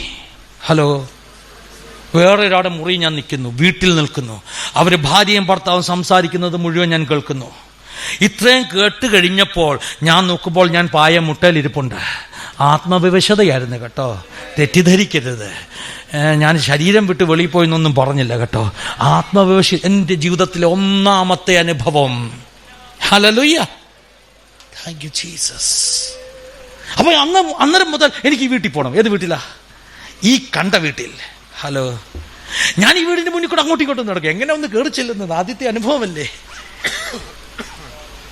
അങ്ങനെ ഒരു ദിവസം നടക്കുമ്പോൾ എൻ്റെ ഗ്രാൻഡ് മദറിന്റെ അനിയത്തി ആ വീട്ടിലിരിക്കുന്നു. ഞാൻ താഴെ കൂടെ പോകുന്ന കണ്ടിട്ട് അമ്മച്ചി വിളിച്ചു, ഇങ്ങ് വാടാ, എവിടെ പോടാ. ഞാൻ കയറി ചെന്ന പാതി ഞാൻ പറഞ്ഞു, ഞാൻ കുറച്ച് ദിവസം കൊണ്ട് ഇവിടെ വരാൻ നോക്കുക, ഇപ്പൊ വിളിച്ചോണ്ട് കയറി വന്നതാ. ദൈവം ഒരുക്കുന്ന പദ്ധതികളെ. അപ്പോൾ ചോദിച്ചു, എന്താ മോനെ? ഞാൻ പറഞ്ഞു, കഴിഞ്ഞ ദിവസം എനിക്ക് ഇങ്ങനെ അനുഭവം ഉണ്ടായി. ആ വീട്ടിലെ ആന്റിയോട് ഞാൻ ചോദിച്ചു, ആന്റി ഇങ്ങനെ വല്ല സംഭവം വീട്ടിനകത്തുണ്ടോ? അപ്പൊ ആന്റി പറഞ്ഞു, ഒന്നുമില്ലടാ മോനെ, മോള് വെട്ടില്ലേ, വെളിപ്പാട് തെറ്റിയില്ലേ. അപ്പൊ എൻ്റെ അമ്മച്ചിയെ ദൈവം അവിടെ കൊണ്ടുവന്ന് കേട്ടോ. എൻ്റെ അമ്മച്ചി ദേഷ്യപ്പെട്ട് കള്ളം പറയാതെ ഇപ്പൊ നമ്മൾ എന്തോ പറഞ്ഞുകൊണ്ടിരുന്നത്. ഞാൻ ഒരാഴ്ച മുമ്പ് കയറി ചെന്നാൽ ഈ ആന്റി പറയുമായിരുന്നു, ഓ അങ്ങനെയൊന്നും ഇല്ല മക്കളെ, നമ്മൾ അങ്ങനല്ലേ, ദൂത് കിട്ടിയാലും പറയും ഹലോ ഇല്ല പാസ്റ്ററെ അങ്ങനൊന്നും ഇല്ലെന്ന് പറയും. നമ്മുടെ ദുരഭിമാനം എന്ത് ചെയ്യത്തില്ല, സമ്മതിക്കത്തില്ല. അങ്ങനെങ്ങാനും പറ്റിയായിരുന്നെങ്കിൽ എൻ്റെ വെളിപ്പാടിൽ സംസാരിച്ചിട്ട് പിന്നെ ഞാൻ ഒരിക്കലും വെളിപ്പാട് കാണത്തില്ലായിരുന്നു. മുളയിലെ ശത്രു നുള്ളിക്കളഞ്ഞനു, അല്ലയോ അല്ലേ? ഫിലിപ്പാസ്റ്റർ പക്ഷെ ഇവിടെ നിൽക്കത്തില്ലായിരുന്നു. പക്ഷേ ദൈവം അതിനെ അനുവദിക്കാതെ സാക്ഷിയായിട്ട് എൻ്റെ അമ്മച്ചിയെ കയറ്റിവിട്ട് എൻ്റെ ശുശ്രൂഷയെ ഉറപ്പിച്ച് മെയ് മാസത്തിന്റെ അവസാനത്തെ ദിവസം ഞങ്ങളുടെ ചർച്ചിൽ കന്യാകുമാരിക്കാരൻ പോൾ സെൽവകുമാർ എന്ന് പറയുന്ന ഒരു പ്രവാചകൻ വരുന്നു. പോൾ സെൽവകുമാർ പാസ്റ്റർ പണ്ട് എന്നോട് പ്രവചിച്ചിട്ടുണ്ട്, എനിക്ക് പറയാൻ പറ്റത്തില്ല ഇപ്പൊ ഇവിടെ നിന്നുണ്ട്. ഹല്ലേലൂയ. ഞാൻ കർത്താവിനെ സ്വീകരിച്ചു കഴിഞ്ഞ ശേഷം പിന്നെ പോൾ സെൽവകുമാർ പാസ്റ്റർ ചർച്ചിൽ വരുന്നു. ഞാൻ ഇങ്ങനെ നാണിച്ചിരിക്കുക, കർത്താവേ. പണ്ടത്തെ പ്രവാചകന്മാർ അങ്ങനെ കേട്ടോ, ഓർമ്മയുണ്ടോ? ഈ പണ്ട് പ്രവാചകന്മാർ ചർച്ച വരുന്നെന്ന് പറഞ്ഞാൽ ഞങ്ങൾക്ക് കയറാൻ പേടിയായിരുന്നു, മീറ്റിങ്ങിൽ കയറാൻ.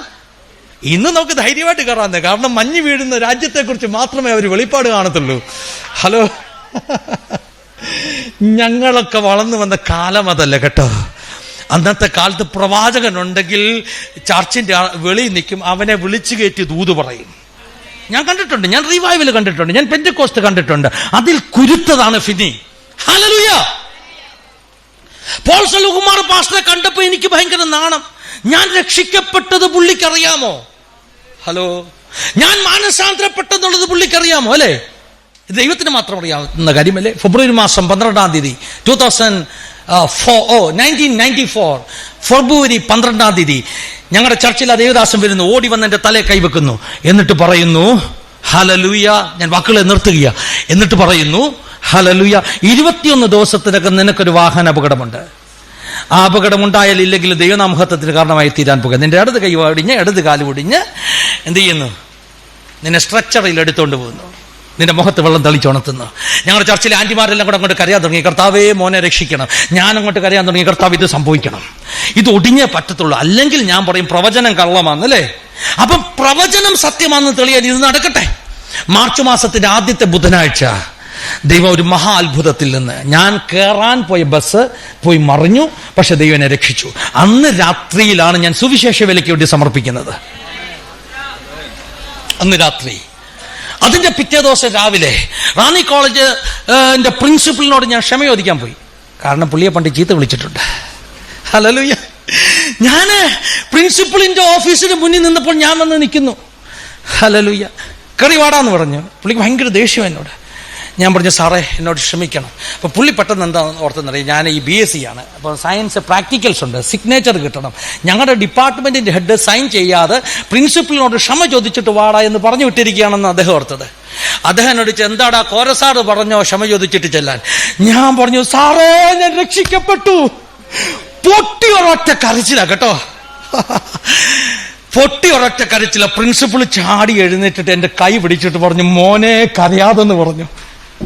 മാനസാന്തരമാ എന്റെ ജീവിതത്തിൽ വട്ടുപിടിപ്പിച്ചു കേട്ടോ. ഈ യേശു എനിക്കൊരു തോന്നലല്ല, എന്റെ മുറിക്കകത്ത് ഇറങ്ങി വന്ന നിറസാന്നിധ്യമാ. ഹല്ലേലൂയ. 32 വർഷത്തിന് ശേഷവും ഒരു ഭോഷനെ പോലെ ഈ യേശുവിന് വേണ്ടി ഞാൻ നിൽക്കുന്നെങ്കിൽ അതിന്റെ രഹസ്യം ഞാൻ ആരെങ്കിലും പഠിപ്പിച്ച പാഠങ്ങൾ കേട്ട് യേശുവിനെ പിൻപറ്റിയവനല്ല. എന്റെ ചർച്ചിലെ കുഞ്ഞുങ്ങളോട് ഞാൻ പറയുന്നത്, യേശുവിനെ അനുഭവിക്കാൻ തുടങ്ങുക. 3-ാം തലത്തിലേക്ക് നിങ്ങൾ വളരെ, ക്രിസ്തീയ ജീവിതം മീഡിയോക്കർ ആകത്തില്ല, ക്രിസ്തീയ ജീവിതം സാധാരണമാകത്തില്ല. ഒരു നിമിഷം ഒന്ന് കണ്ണടച്ചാട്ട്. ഒന്ന് പ്രാർത്ഥിക്കാൻ റെഡിയാണോ? ഹാമൽ തലല, എല്ലാ കണ്ണുകളും അടച്ചാട്ട്. കഴിയുമെങ്കിൽ ഒന്ന് എഴുന്നേറ്റ് നിന്നാട്ട്. മജന റംഷൽ ഖമനെ. ഇന്ന് രാത്രി കുഞ്ഞുങ്ങളെ, നിങ്ങളിൽ ആർ പറയും, യേശുവേ എനിക്ക് നിന്നെ ഒന്ന് അനുഭവിച്ചറിയണമെന്ന്? മാതാപിതാക്കളെ, നിങ്ങളിൽ ആർ പറയും, യഥാർത്ഥ ക്രിസ്ത്യ ജീവിതം എനിക്ക് അനുഭവിക്കണമെന്ന്, എന്റെ ജഡത്തെ ഒന്ന് ക്രൂശിക്കണമെന്ന്?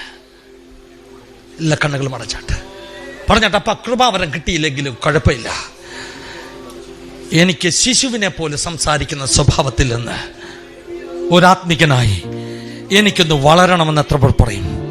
കരങ്ങളെ സ്വർഗത്തിലേക്ക് ഉയർത്തി ഇന്ന് രാത്രി പറഞ്ഞാട്ട്, അപ്പ എന്റെ കൈ ഒന്ന് പിടിച്ചോണം.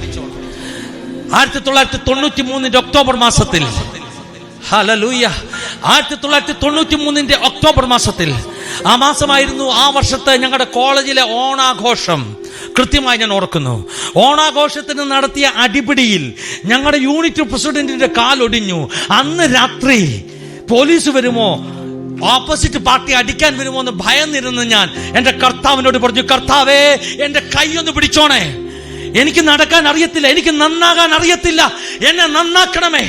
93 ഒക്ടോബറിൽ ഞാൻ അവന്റെ കൈ പിടിച്ചതല്ല, അവൻ എന്റെ കൈ പിടിച്ചു. ഹലോ, യേശുവിന്റെ കൈ പിടിക്കണ്ട കേട്ടോ. യേശുവിന്റെ കൈ പിടിച്ച ഒരു കുഴപ്പമുണ്ട്. ഒരു കൊച്ചുകുട്ടി നടന്നു പോകുന്ന വഴിക്ക് അപ്പ അവനോട്, ചേട്ടാ മോനെ എന്റെ കൈ പിടിച്ച് നടക്കടാ. അപ്പൊ മോൻ പറഞ്ഞു, അപ്പാ ഞാൻ കൈ പിടിക്കത്തില്ല, അപ്പ എന്റെ കൈ പിടിക്കേ. ഞാൻ കൈ പിടിച്ചാലേ ഏതെങ്കിലും ഒരു കല്ലിൽ തട്ടിയാൽ എന്റെ കൈ അയയും, ഞാൻ മറിഞ്ഞു വീഴും. പക്ഷെ അപ്പ എന്റെ കയ്യിൽ പിടിച്ചാൽ എവിടെ തട്ടിയാലും അപ്പ എന്നെ മുറുകെ പിടിക്കും. ഇന്ന് രാത്രി പറഞ്ഞാട്ടെ, ഞാൻ നിന്റെ കയ്യിൽ, യേശുവേ നീ എന്നെ ഒന്ന് പിടിച്ചോണേ. നിന്നതല്ല കേട്ടോ, അവന്റെ കരം, അവന്റെ ബലമുള്ള കരം, he was holding me. രാത്രി ആത്മിക രഹസ്യം എന്നെ കേൾക്കുന്ന ദൈവമക്കളോട് ഞാൻ വിളിച്ചു പറയാ, യേശുവിന്റെ ബലമുള്ള കരം നിന്നെ പിടിച്ചാൽ വീഴാതെ വേണം നിങ്ങളെ തന്റെ മഹിമ സന്നിധിയിൽ നിർത്തുവാൻ പ്രാപ്തിയുള്ളവന്റെ പ്രാപ്തിയുള്ള കരം നിങ്ങളെ പിടിച്ചാൽ നിന്റെ ആത്മിക ജീവിതം ഒരു വിജയമാകും, ഒരത്ഭുതമാകും. യേശു ക്രിസ്തുവിന്റെ നാമത്തിൽ സ്വർഗത്തിലേക്ക് കരങ്ങൾ ഉയർത്തിയിട്ട് പറഞ്ഞിട്ട്, എനിക്ക് നിന്നെ വേണം, എന്റെ കരമപ്പ ഒന്ന് പിടിക്കണം. ഒരു ഉഴപ്പൻ പെന്തക്കോസ്തുകാരനായി എനിക്ക് ജീവിക്കണ്ട, എനിക്കൊരു അത്ഭുതമായി മാറണം. കർട്ടന്റെ പുറകിൽ മറിഞ്ഞിരിക്കുന്ന ദൈവ സാന്നിധ്യമല്ല, എന്റെ മുറിക്കകത്ത് ഇറങ്ങി വന്ന് ശമൂവേലേ എന്ന് വിളിക്കുന്ന ഈ ദൈവത്തെ കുറിച്ച് അനുഭവിച്ചറിയുന്ന ഒരു തിരിച്ചറിവുമായി ജീവിക്കുവാൻ എന്നെ സഹായിക്കണം. കർത്താവേ, ഈ ജനത്തെ അനുഗ്രഹിക്കുന്നു, ഈ കുഞ്ഞുങ്ങളെ അനുഗ്രഹിക്കുന്നു. ഇന്നു മുതൽ ഒരു വലിയ പാഷൻ, ഇന്നു മുതൽ വലിയൊരു വിശപ്പ് ഇതിന്റെ മക്കളുടെ മേൽ പകരപ്പെടട്ടെ. ആത്മികമായി വളരുവാൻ, യഥാർത്ഥ ആത്മിക വളർച്ച പ്രാപിക്കാനുള്ള വലിയ കൊതി നിന്റെ ജനത്തിന്മേൽ പകരപ്പെടട്ടെ. കരങ്ങളെ അടിച്ച് ശക്തമായി ആരാധിച്ച് മജനാരാം ശൽഖമരെ